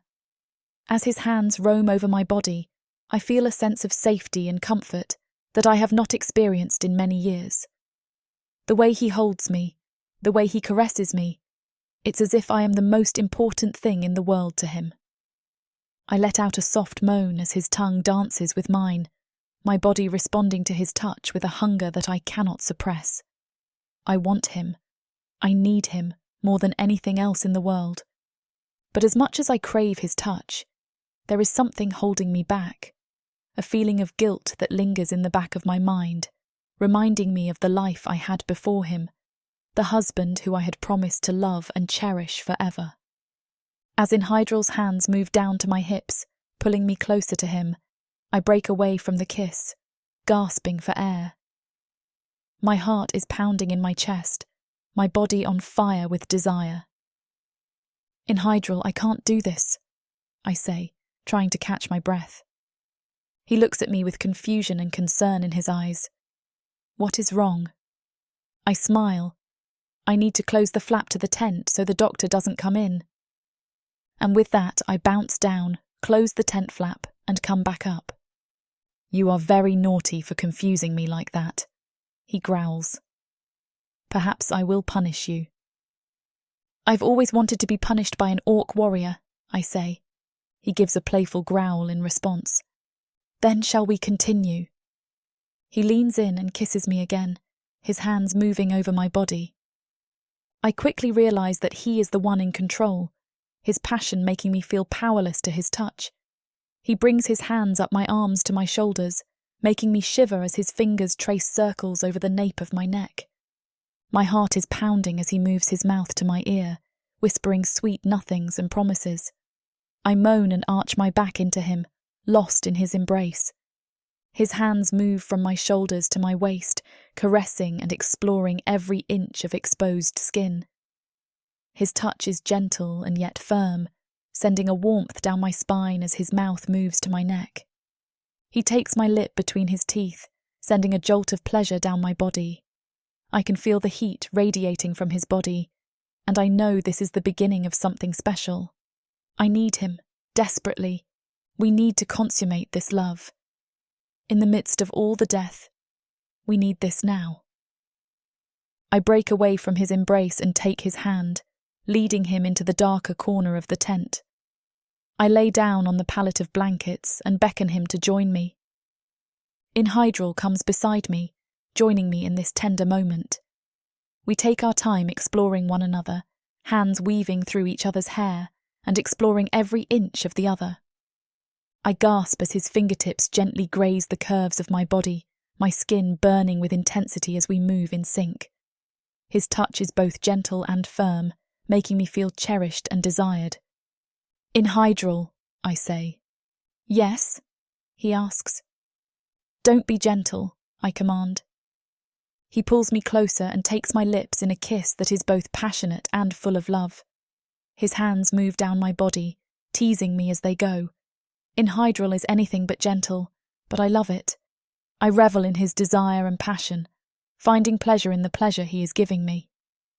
Thanks for reading this far, friends. Unfortunately, this portion of the chapter is too hot for YouTube. Find all the juicy details on our lovers at worldsofprotheka.com. Use code YouTube30 for a great deal on a fantastic conclusion. Back to our story.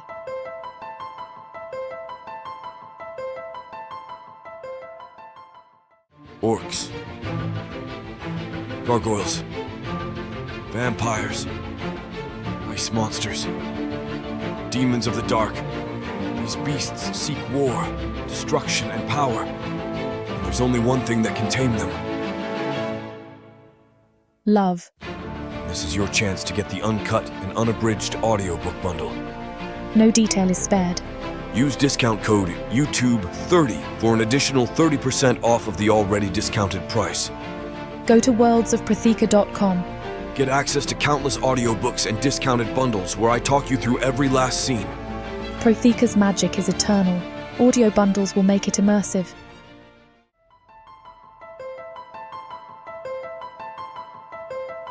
Chapter 24. In Hydrel. 4 days later, I'm cleared to fight again. Paloma jokes that the vigorous sex must have done wonders for my recovery. The pain is still there, occasionally stabbing me as a reminder of what happened, but it's manageable. I can't help but be grateful that Paloma was by my side the entire time, caring for me with patience and tenderness. Now that I'm mobile again, I spend most of my time playing with Paloma's children, Baron and Hero. The laughter and curiosity shining in their eyes as we bond brings a strange warmth to my heart. We're nearing one of the big bases in Virginia, and the orcs and humans are separating their groups to avoid attracting unnecessary attention. Paloma, the kids, and I are part of the main group. Luckily, the dark elves haven't pursued us, though we don't know why. "Hey, in Hydrel," Baron calls out, tugging my arm. "Do you think you can teach us some fighting moves?" "Only if your mother allows it," I reply, glancing over at Paloma standing nearby, her curvy figure accentuated by her simple yet elegant orc attire. She's a beautiful sight to behold, and she's earned the respect of everyone at the base with her hard work, stubborn determination, and warm smile. Paloma considers my words for a moment before nodding her approval. "All right then, younglings," I say enthusiastically. "Let's start with some basic self-defense techniques." Guiding them through simple yet effective moves, I watch as they mimic my actions, their laughter filling the air. "Thank you for teaching them," Paloma says softly, her deep brown eyes filled with gratitude. "It means more to me than you know." "Your kindness and care saved my life," I respond sincerely. "This is the least I can do to repay you." As the sun begins to set, casting an orange glow on the camp, I find myself growing increasingly attached to this makeshift family. The love and warmth that surrounds us feel almost foreign to me, and yet it scares me too. Malik has called a meeting, so I head there. My muscles ache with each step, a constant reminder of the damage done to my body just days ago. But I push through the pain, knowing that our survival depends on the decisions we make during this gathering. "It is time you showed up," Gorak grumbles, his muscular arms crossed over his broad chest as I enter the dimly lit tent. He's a fierce, if impatient warrior. His face is a map of scars, each telling a story of battles fought and won, or lost. "Give him room," Malik interjects, his deep voice commanding attention even when he's not trying. "He's still recovering." "Fine," Gorak concedes begrudgingly, but his eyes remain locked on me as if daring me to prove myself. "Very well, let's get started," Malik says, his gaze scanning the faces of the assembled orcs and humans alike. "As you all know, we don't have enough power to fight against the dark elf tactics and magic. We need a plan, and we need it fast. Perhaps we should enlist human help, Goruk suggests, his tone laced with uncertainty. They can work with recovered human technology, after all. Enlisting human help might be our best bet, I agree hesitantly, my mind racing with thoughts of Paloma and the children. We won't stand a chance against the Dark Elves if we rely solely on brute force. True, Malik says, nodding thoughtfully. But it will be a long-shot solution at best. Trust between orcs and humans is hard to come by these days, and for good reason. Still, it's worth considering. Of course, but it's a long shot, Goruk snarls, clearly unimpressed by the suggestion. We need a better plan. Enough, Goruk, Malik warns, his voice low and dangerous. Fine, Goruk spits, glaring daggers at me as if I'm responsible for our current predicament. On top of my lingering pain and exhaustion, I can't help but feel a sense of frustration.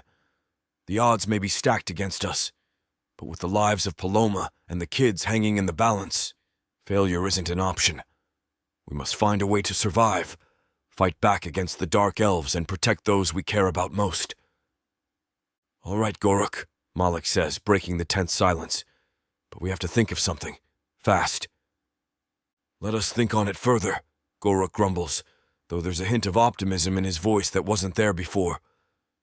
We don't have much time, understand? Malik says, his eyes meeting each of ours in turn.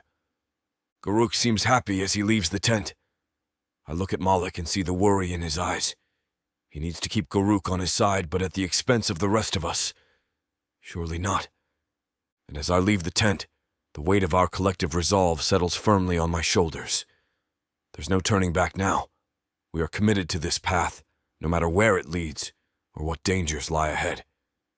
All we can do is hope that it's enough. The meeting ends, leaving a sour taste in my mouth. None of us are satisfied with the outcome, but it's better than nothing. We can't fight the Dark Elves with brute strength alone, and human technology might be our only hope, even if it's a long shot. I return to the tent where Paloma is inside, chopping vegetables for lunch. The rhythmic sound of the knife against the cutting board calms me as I enter. I smile at her, appreciating the normalcy she brings to our chaotic world. Hey, she says, looking up from her work. How did the meeting go? It was unresolved, I admit, leaning against the tent's support beam. We discussed the possibility of seeking human help, working with their recovered technology to combat the Dark Elves. Paloma's brow furrows, and she sighs, setting down her knife. I guess it's better than doing nothing, but I don't know. It feels like a desperate move. Human technology did nothing to stop the magic that orcs wielded when you guys first invaded. Desperate times call for desperate measures, I say, shrugging. And we're running out of options. Suddenly, Baron and Hero burst into the tent, laughter spilling from their mouths like a melody that soothes my soul. They tumble onto the ground, playfully wrestling as they continue to laugh. I watch them interact silently, feeling an unfamiliar warmth enveloping my heart. This must be what family feels like, a mix of love, laughter, and shared burdens. All right, you two, Paloma chides, though there's a smile on her lips. Settle down and wash your hands. Lunch will be ready soon. Okay, Mommy, they chorus, scrambling to their feet and darting toward the basin outside. As they leave, I turn back to Paloma. You know, I say quietly, seeing them like this makes me realize that we're not just fighting for ourselves anymore. We're fighting for them too, for their future. She nods solemnly, her eyes filled with determination. We'll do whatever it takes to protect them, she says, picking up her knife again and resuming her work. Damn right, I agree, watching the children outside as they splash water at each other, their laughter echoing through the camp. It's a sound worth fighting for, fueling my resolve and emboldening my spirit. But the warmth also scares me, the vulnerability of caring deeply for others. Our fight against the Dark Elves is far from over, and there's no guarantee we'll all survive. And yet, even in the face of such uncertainty, I can't help but cling to the hope that our ragtag family will endure. Together, we'll find a way to survive and thrive in this harsh world. "Let's eat," Paloma says, breaking me from my thoughts. She sets out plates piled high with food, and as Baron and Hero rush back inside, their hands dripping wet, I know one thing for sure. I'll fight to my last breath to give them the future they deserve. Chapter 25. Paloma. We got the camp set up early, which means we can rest. These days, wandering and worrying have started to take their toll, but we push on. We have no choice.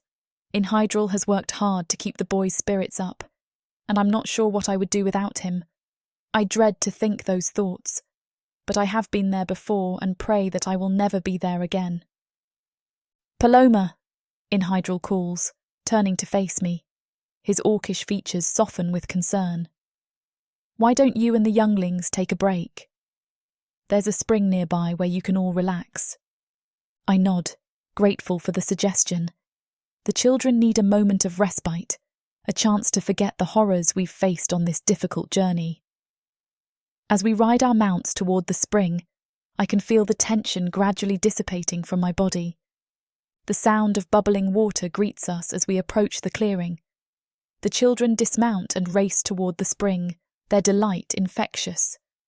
They splash and play, shrieks of joy filling the air. Hydrel wades into the water, joining them in their revelry. I watch from the shore, a warm feeling spreading through my chest at the sight of their carefree happiness. It's been so long since I've seen them like this. "Paloma," Hydrel says, his voice gentle as he approaches me. Water drips from his muscular form, but his eyes hold a warmth that matches the setting sun. "Come, join us. You deserve some fun." I shake my head, unable to escape the joyful scene before me. "I like watching," I admit softly. Seeing their laughter, their innocence restored even for a moment, fills me with a hope I thought I'd lost forever. Hydrel hesitates, studying my expression before nodding in understanding. He returns to the water, engaging the children in a wild game of splashing and wrestling. I watch Hydrel playing with the children and wonder if it's possible to find happiness again, to let someone into my heart despite the pain it has known. But deep down, I already know the answer to that question. Hydrel takes a seat beside me, leaving a comfortable gap between us. Our silence is heavy and thick with unspoken thoughts and emotions that seem too vast to put into words. I steal a look at him, his strong profile softened by the fading light, and my heart skips a beat. "Paloma," he begins, his voice a deep rumble that sends shivers down my spine. "I've been thinking about family lately." He pauses, searching for the right words. "With everything going on, I want one. But I don't know if it's right." I stare at him, my heart pounding as I struggle to find the correct response. All the feelings I've been trying to keep buried surge to the surface, bubbling like lava within me. I can't hold them back any longer, and the dam breaks. "Life is short Hydrel," I blurt out, my voice trembling with emotion. "You never know when it'll be snatched away from you. Treasure the things you have while they're still here." My breathing grows laboured, sweat beading on my forehead as I force myself to confront the ghosts of my past. I lost Rep, my husband. I didn't tell him I loved him daily. It eats me up inside. I regret many things, but I won't let those regrets rule my life anymore. The air between us crackles with an intensity that makes me feel like I'm dancing on a knife's edge. "When love comes knocking, I won't turn it away," I whisper, my heart racing like a wild stallion. No matter how hard it might be or how much pain the past may hold. Hydrel gazes at me, his eyes filled with an emotion that sends warmth flooding my chest. And in that moment, I know that we both understand the truth. Life is precious, and love even more so. We must cherish it and fight for the happiness we deserve. The silence that follows feels heavy, like a physical weight pressing down on us. At that moment, I can almost feel the air shift around us, thick with emotions and unspoken words. The tension is palpable, as if we're caught in the eye of a storm, anticipating the torrent that will inevitably come. Abruptly, Hydrel stands up, turning to face me. His movements are fluid and graceful, his eyes searching mine for answers. As I look up at him from where I sit on the ground, I can see the uncertainty etched on his face, the vulnerability he's allowing me to glimpse in this sliver of time. "Is that what you really think?" he asks, his voice barely audible above the sound of the nearby spring.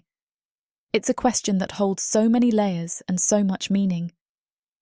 I swallow hard, feeling the heat rise up my neck and into my cheeks, matching my heart pounding in my ears. As I grapple with my feelings, my thoughts race, an internal battle. Should I hold back, or take the plunge? What do I truly believe? "Yes," I reply, my voice steadier than I expected. We can't let fear rule our lives in Hydrel. We have to live and love, no matter how complicated things seem. My chest tightens as my mind wanders to Rep, the pain of losing him. The weight of regret bears down on me, threatening to consume me whole. But I refuse to let it win, to bury myself in sorrow, not when there's so much life left to live, so many chances left to take. Love doesn't wait for the perfect moment, I continue, passion igniting within me like wildfire. It doesn't care about the world falling apart around us. Love is fierce, hungry, and it'll tear you apart if you don't embrace it with every fibre of your being. As the words leave my lips, I can see the fire in Hydrel's eyes, reflecting my burning desire. The air between us now is electric, charged with the weight of our unspoken desires. My heart hammers in my chest as I stand up, looking up at him and staring into his eyes. Hydrel steps closer to me, the heat from his body radiating against mine. His gaze never falters, a storm of emotions swirling in their depths. My pulse quickens, my breath coming in shallow gasps as anticipation coils within me like a serpent ready to strike. "Paloma," he whispers, his voice rough like gravel, his fingertips brushing gently against my cheek. I shiver involuntarily, my skin tingling where he touches me. Our faces are just inches apart now, and the intensity of his stare threatens to burn me alive. "Kiss me," I breathe. The words a plea, a prayer, an invocation. A desperate need to fill the void left by loss and grief, to reclaim the fierce passion that once burned inside me before it was snuffed out by the cruel hand of fate. Hydrel's lips crash onto mine with violence that leaves me breathless, our hunger for each other raw and untamed. He grips my waist, pulling me flush against him, and I can feel every hardened muscle, every scar, every heartbeat that mirrors my own. We are two broken souls forged anew in the fires of our desire. We are alive. Chapter 26. Paloma. With the children finally asleep, I can't help but glance in Hydrel's direction. He's been on my mind all day, his firm, muscular form and those intense green eyes that seem to pierce right through me. The thought of being close to him sends shivers down my spine, and I know tonight is the night. "Hey, Hydrel," I say softly, careful not to wake the sleeping children. "Why don't we go to your tent? We deserve some time to ourselves, don't you think?" My voice is seductive and inviting, and I watch his orcish features register surprise before shifting into a shy smile. "Agreed, Paloma," he replies nervously, running a hand through his coarse black hair. "I'd like that." As we walk toward his tent, I notice how his broad shoulders tense, his hands fidgeting at his sides. It's endearing to see such vulnerability from someone so physically powerful. The innocence in his demeanour gives me shivers, and I find myself drawn to him even more. Once inside his tent, the dim candlelight casts flickering shadows across our faces. I step closer to Hydrel, gently touching his chest as our eyes lock. I can't go back now that I've had an orc. I giggle, leaning in to brush my lips against his. The warmth of his breath mingles with mine as he hesitates, then slowly responds, his mouth pressing softly against mine.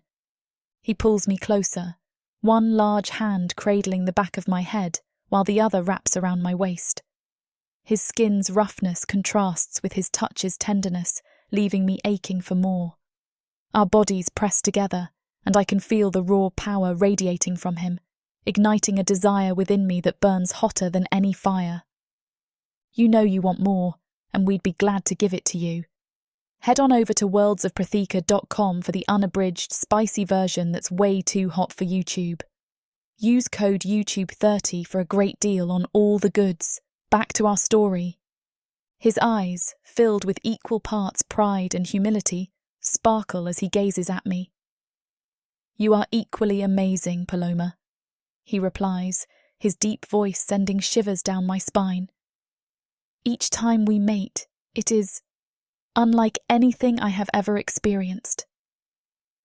I love you, Hydrel, I say. And I love you, Paloma, he replies. My heart beats only for you. As we lay there entwined, the reality of what has just transpired sinks in. I've given myself to an orc, something I never thought possible, yet it felt so right. There isn't much left of the world after the orcs came. Savage. Brutal. Merciless. If you're a woman, you're property. Even to other humans. What happens when an orc stakes his claim on a human woman? Who would dare to stop him? Me.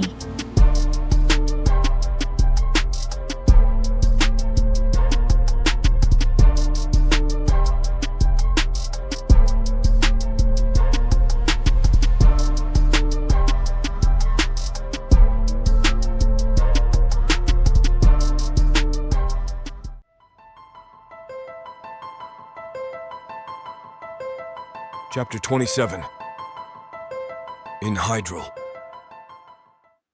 The air feels electric as we lie together, our bodies intertwined, our breaths still heavy from our lovemaking.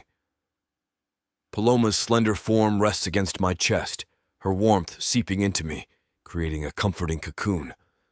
Contentment washes over us, and I realize that this moment, this connection, is something I never want to let go.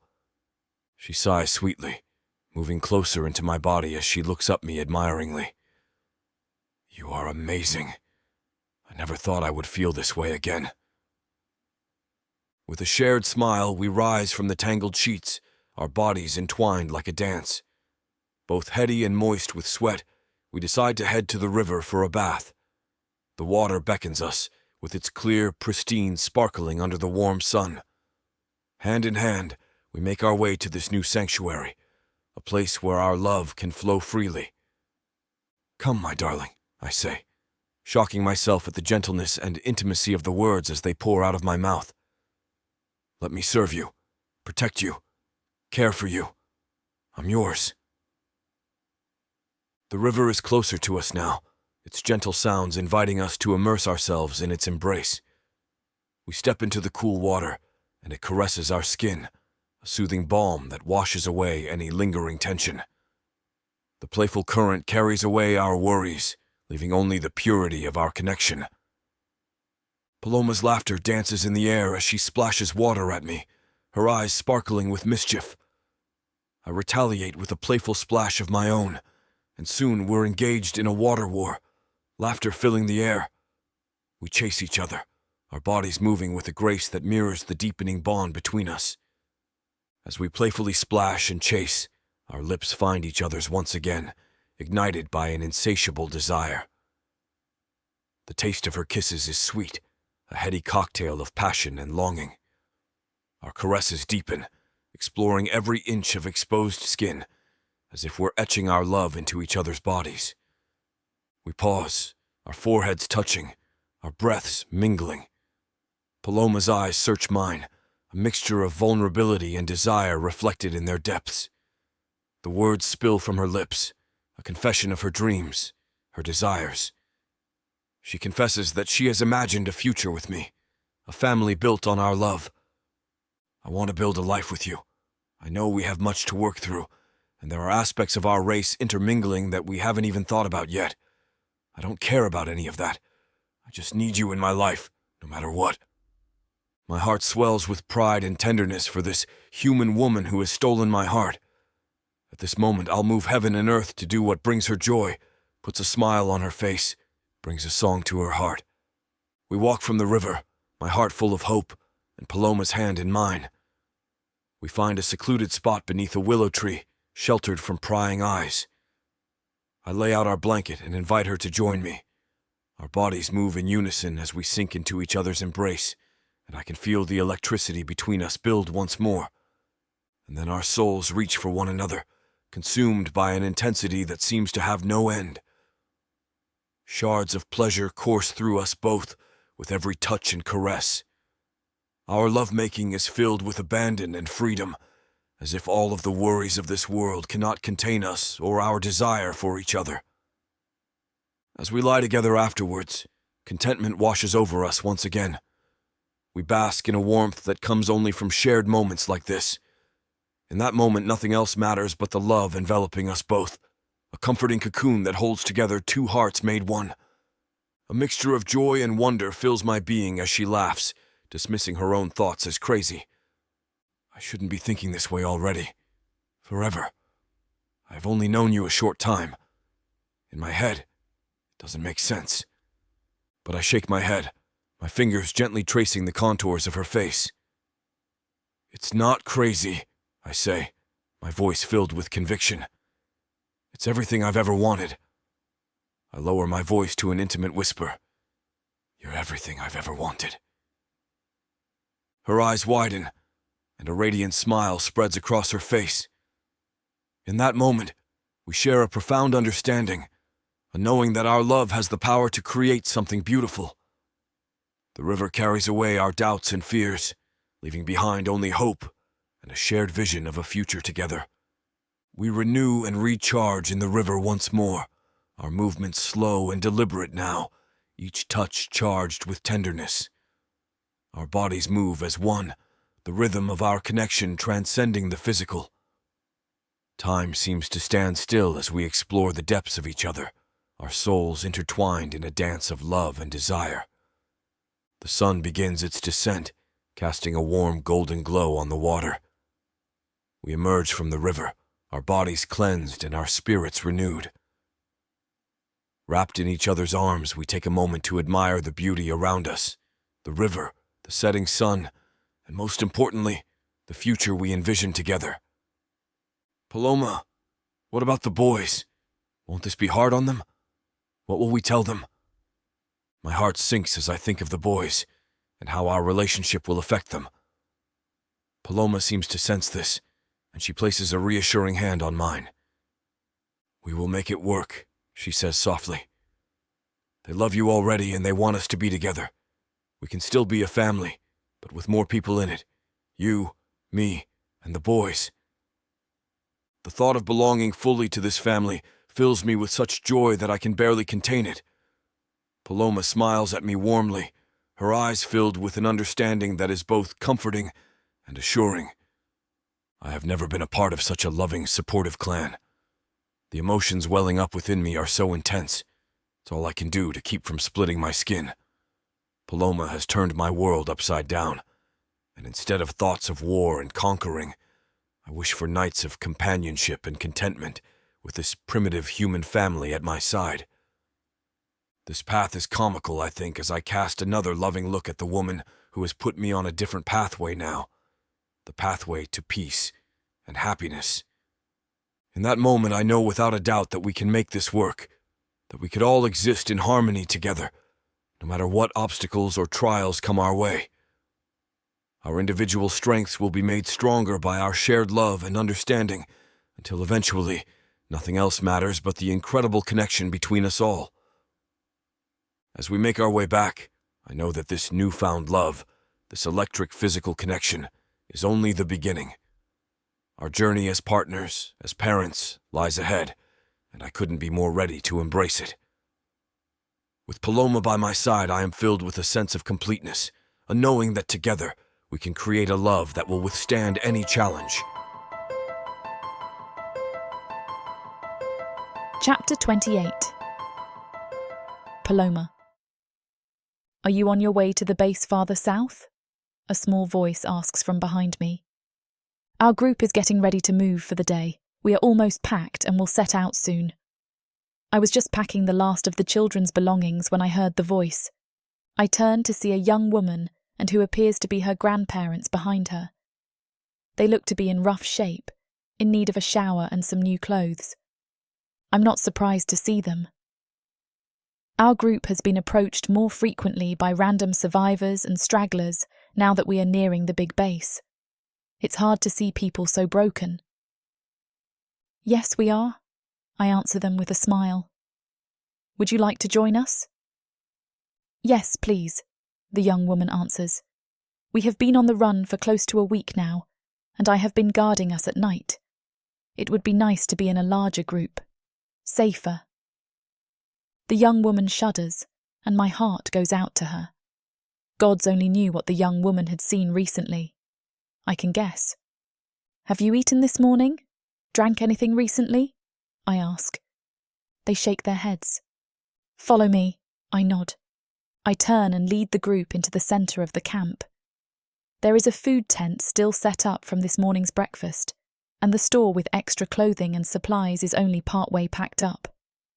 The young woman and her grandparents gratefully take what they need, before thanking us profusely. I head back to my tent. As I am walking, I catch a rare glimpse of Hydrel. We have been spending the evenings and nights together, but have been so busy we have not seen much of each other during the day. He always has some responsibility to take care of, or some person who needs his help as second in command, and I have been busy welcoming survivors to our travelling band and cooking as much as I can. Our schedule doesn't leave much time for the two of us, and yet I am as happy as I can ever remember being. I have a partner who cares for me and my children and keeps us safe and happy. In these times, that makes me a very blessed woman indeed. We make a good distance by the end of the day and stop to make camp when we normally would have pushed further. Tonight is the full moon, and the orcs are excited to show their thanks to the lunar goddess for giving them the moon to guide them in surviving the attack. Camp is set up quickly, and I ensure our tent is erected and the children's cots are prepared before we make our way to the centre of the camp. People have gathered to share dinner and participate in the festivities. My boys are hoping with excitement at seeing their first orc rituals up close. I have to settle them down and remind them to eat their dinner several times. I am about to chastise them again when I feel a muscular arm wrap around my waist and a warm body press against my back. I smile, recognising Hydrel's wild scent. Hello there. I lean back into him and tilt my head back to look up at him. Hello, beautiful, he whispers quietly. Hardly. I reach up and fuss with my hair. We've been on the road all day, and I haven't had a chance to clean up yet. He shakes his head in disagreement. Most beautiful woman I have seen in my life. I smile and blush, and he leans down and captures my lips in a short but searing kiss. I am still dazed when he lifts his head and greets the boys. Hydrel! They both cry and jump on him. He catches them and lifts them up. Are you excited for the rituals tonight?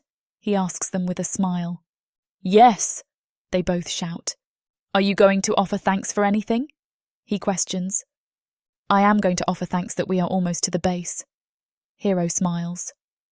Hydrel nods and chuckles. I'll probably offer thanks for that too, buddy. And what about you? Hydrel asks Baron. What are you going to offer thanks for? For you, Baron answers in that genuine, heartfelt way that only children can answer questions. I see Hydrel start, then a warm smile covers his face, and he hugs the boys tight. That's good, because I am going to offer thanks for you too, Hydrel whispers to Baron and kisses his forehead. He sets the boys down and they return to their dinner. Hydrel pulls me close and I can see his emotions play, though his eyes. I hug him tightly. I'll be offering thanks for you too, I tell him. He grins at me and kisses me fiercely. I fall into the kiss and lose a sense of my surroundings like I usually do when he kisses me like that. It is not until he pulls back that I realise the ritual has begun. Orcs have lined up, and one by one they offer their public thanks to the gods for their most precious blessings. Despite being on the run to a larger, safer base, the orcs and humans find they have many things to be thankful for. When the line has thinned, Malik takes the stage. I know of one more group of people that would like to offer their thanks tonight. He grins toward Hydrel. Hydrel stands from his seat behind me, and so do my boys. They grin at each other like this is a plan they had already set up. The three of them walk to the stage. Baron puts his arm over Hero's shoulder and speaks first. When my dad died, my mum was sad, he says. We missed him, and we were lonely. Hero chimes in. I feel tears spring to my eyes. My mom took real good care of us, but I could tell she was sad, Baron continues. Then we met Hydrel. Hero looked up at him. And our mom started to smile again, Baron says. Tears fall down my cheeks freely now. And she wasn't sad anymore, Hero offers. We're thankful for Hydrel, Baron finishes, for making our mom happy again. I smile at them through my tears, and am about to stand to hug them when Hydrel drops to one knee behind them. I understand it is human tradition to do this from one knee. It is my clan's tradition to do it under the full moon. Hydrel begins, as he pulls a small pouch from his pocket. Not that long ago, you and the boys came into my life. You made me realise in that short time that life is about more than military drills and training. You cooked for me and showed me the pleasures of good food. A murmur of endorsement goes through the crowd, and I laugh through my tears. You take care of me when I am injured and well, and you show me what it means to be cared for by a good woman. He is looking intently at me. You gave me a family. You tell me all the time that you will never be able to thank me for what I have done for you, but my debt to you is 1,000 times greater. Even though I am in your debt, I would ask one more thing of you. He opened the small bag, and a small ring dropped into his palm. Would you marry me? I feel myself nod and stand, and then next instant I am running into his arms. Yes, 1,000 times over. Then his lips are on mine, and the children are hugging us, and the crowd is cheering. Chapter 29. Hydrel. The day has finally arrived. Just a day after our arrival at the base, Paloma and I stand before our family, friends, and those who have become our extended family. The air is thick with anticipation as we prepare for our simple but meaningful mating ceremony. We feel the urgency of our love, the need to solidify our bond with blessings, regardless of the uncertain times we face. The setting sun bathes the ceremony grounds in warm hues, casting a magical glow over our gathering. Flowers adorn the makeshift altar, their vibrant colors symbolizing the beauty and vitality of our love. The fragrance of the blooms mingles with the nervous excitement that buzzes in the air. I take Paloma's hand in mine, and our gazes lock, communicating 1,000 unspoken words. We find solace in each other's presence, knowing that our love will guide us through whatever challenges lie ahead. Our hearts beat in sync, echoing the rhythm of our shared journey. One of the camp shamans, a wise and weathered orc, steps forward to officiate the ceremony. His voice resonates with wisdom as he speaks of the sacred bond we are about to forge. He reminds us of the importance of love, trust, and unity as the foundation of a lasting partnership. He speaks of how Paloma and I have both endured difficult times, lost loved ones, and faced seemingly insurmountable obstacles in our lives. Yet despite all of this, We have managed to find each other amid the darkness. Our story is one of strength, resilience, and hope, a testament to the power of love. He reminds us that our union is something to be celebrated and cherished. "Bless this union and all that comes of it," he says with one final sweep of his scepter. "Hear, hear! Long live in Hydrel and Paloma!" Everyone cheers with enthusiasm as the shaman calls upon the war god to bless our mating and seals it with a traditional blessing. Paloma's eyes glimmer with tears as she looks into my own brimming gaze, and together we exchange vows before our witnesses, relishing in the moment when we become one in spirit. The wise orc then lifts his hands in benediction over us both as he ends his speech with these words: "May your love never falter. May your bond be unbreakable." Paloma's eyes shine with a mixture of joy and vulnerability as she exchanges vows with me. Her words carry the weight of her commitment, promising to stand by my side through thick and thin, to share in both triumphs and tribulations. I, too, express my devotion, vowing to protect and cherish her for all the days of my life. As the ceremony reaches its crescendo, our children, her precious baron and hero, step forward. Their eyes sparkle with excitement and mischief, for they have a special role to play. With beaming smiles, they present us with symbolic tokens of our bond: a woven necklace, a delicate flower, and a handcrafted ring. These gifts represent the intertwining of our lives and the unbreakable circle of our love.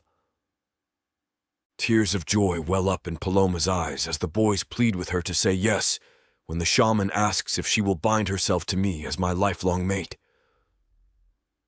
Overwhelmed with emotion, she exclaims a resounding "yes" that echoes through the hearts of all who witness it. The crowd erupts into applause and cheers, embracing the union of our souls.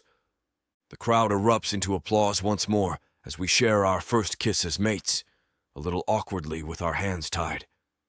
Even though there is danger on the horizon, for that moment we are surrounded by the beauty of our love and the support of those who wish us well. It is a reminder that no matter what life throws at us, love will always endure. The world around us fades away as we lose ourselves in the depth of our connection, knowing that this moment marks the beginning of a new chapter in our lives. Night descends upon us soon after we are untied and move on to the reception area, casting a blanket of darkness over the celebration. We sit amidst a lit encampment, illuminated by the glow of 1,000 paper lamps, and we take in the sights and sounds of friends and loved ones, laughing and enjoying themselves, if only for the time being.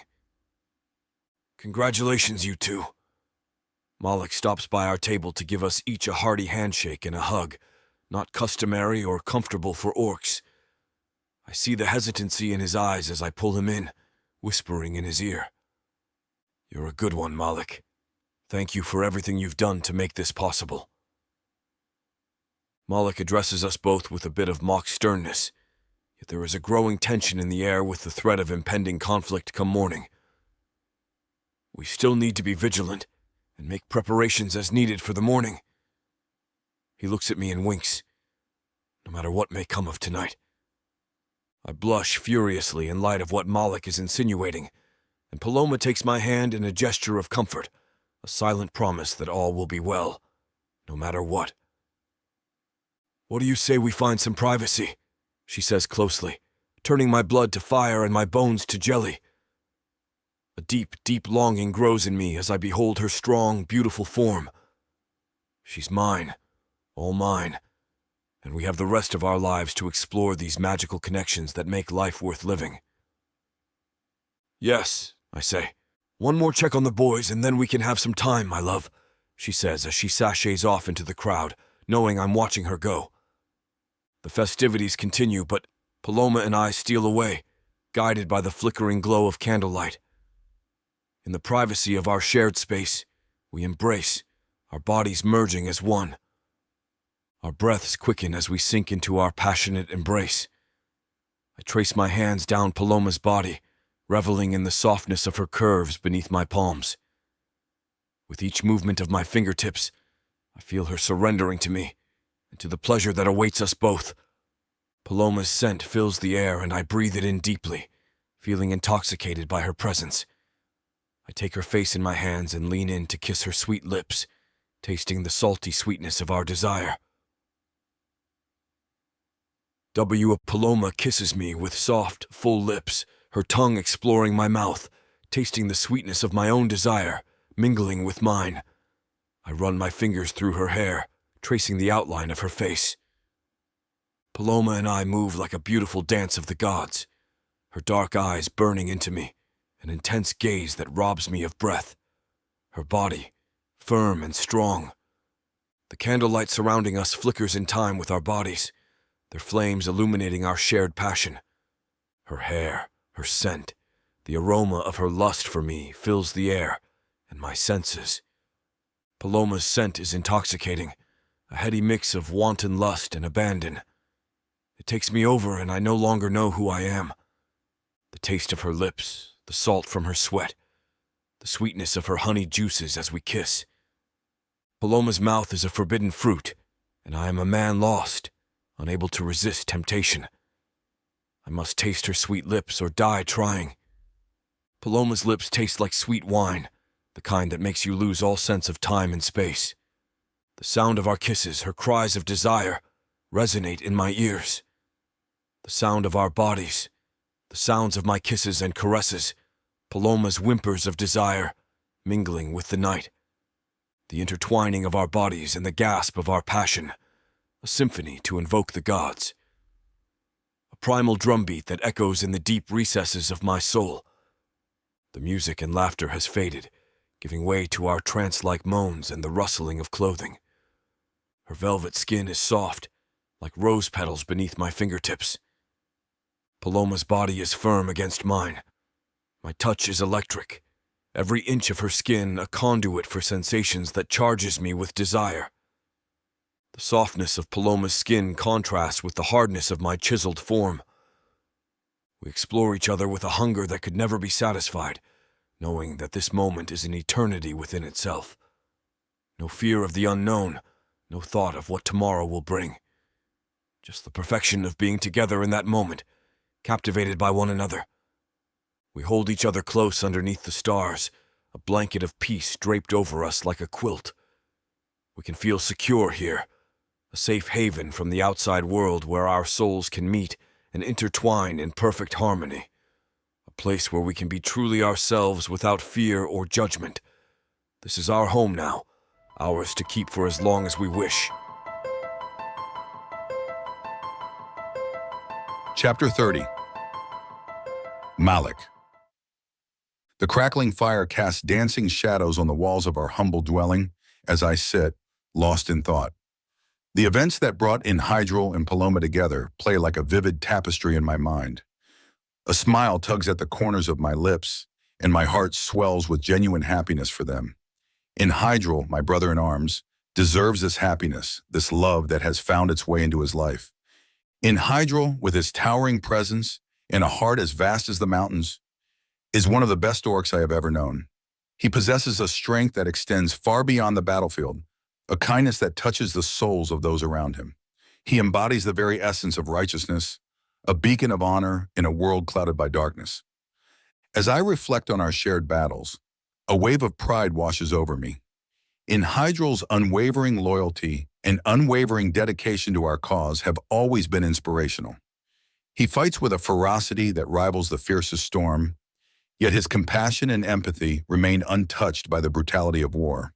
He reminds me that even in the darkest of times, goodness can thrive. I raise my mug to the heavens, offering a silent toast to Indrihal's newfound love. The warmth of the drink spreads through me, mirroring the warmth I feel in my heart. It is a reminder that amidst the chaos and uncertainty of our lives, love finds a way to weave its tapestry, binding souls together in an eternal embrace. Hydrel deserves this happiness, I whisper to the flickering flames. He has fought valiantly, and his heart has remained true. May his love with Paloma be a source of strength and solace in the days to come. As the night wears on, I find comfort in the silence, knowing that Hydrel and Paloma lie entwined in each other's arms, sealing their bond with a love that is as fierce as it is tender. In this moment, I am reminded that love transcends the boundaries of our world, reaching into the very depths of our beings, offering solace and hope amidst the turmoil. I retire to my bedroll, my heart brimming with contentment. In Hydrel's happiness is a beacon of light in the darkness, a testament to the resilience of the orc spirit. I close my eyes, envisioning a future where love triumphs over strife, where the bond between Hydrel and Paloma grows stronger with each passing day. And in my dreams, I offer a silent prayer, grateful for the love that has found its way into their lives. The moon hangs high in the night sky, casting a silvery glow over the land. I find solace in its ethereal beauty, a comforting presence amidst the chaos that surrounds us. With a heavy heart, I watch its tranquil radiance, my thoughts drifting into the depths of contemplation. In the stillness of the night, I offer a silent prayer, seeking protection for my comrades and loved ones.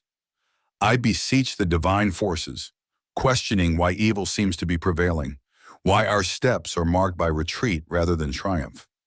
Doubt gnaws at my core, leaving me feeling adrift in a world that grows darker by the day. I gaze up at the stars, pondering the mysteries of our world. Why is it that darkness has such a firm grip on our fate? How can we combat an enemy whose power seems to be ever growing? Why does it seem as though no matter what we do, evil prevails? My head is full of questions, and I find myself searching for answers in the night sky. The moonlight illuminates my path, but its revelations are few. I cannot help but feel overwhelmed by this strange new world, filled with creatures and powers that surpass understanding. Dark elves still wield their magical abilities, while others have long since been stripped of theirs.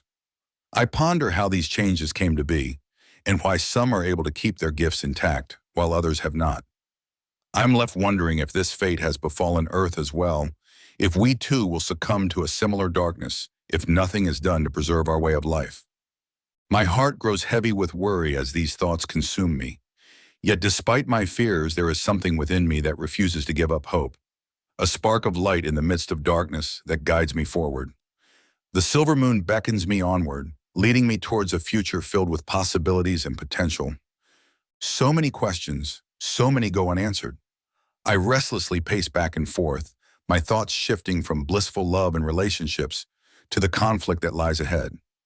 I cannot shake off this growing feeling of dread, knowing that at any moment our safety could be compromised. As the sun rises, I realize that these feelings are unavoidable. We must fight for our future if we hope to survive.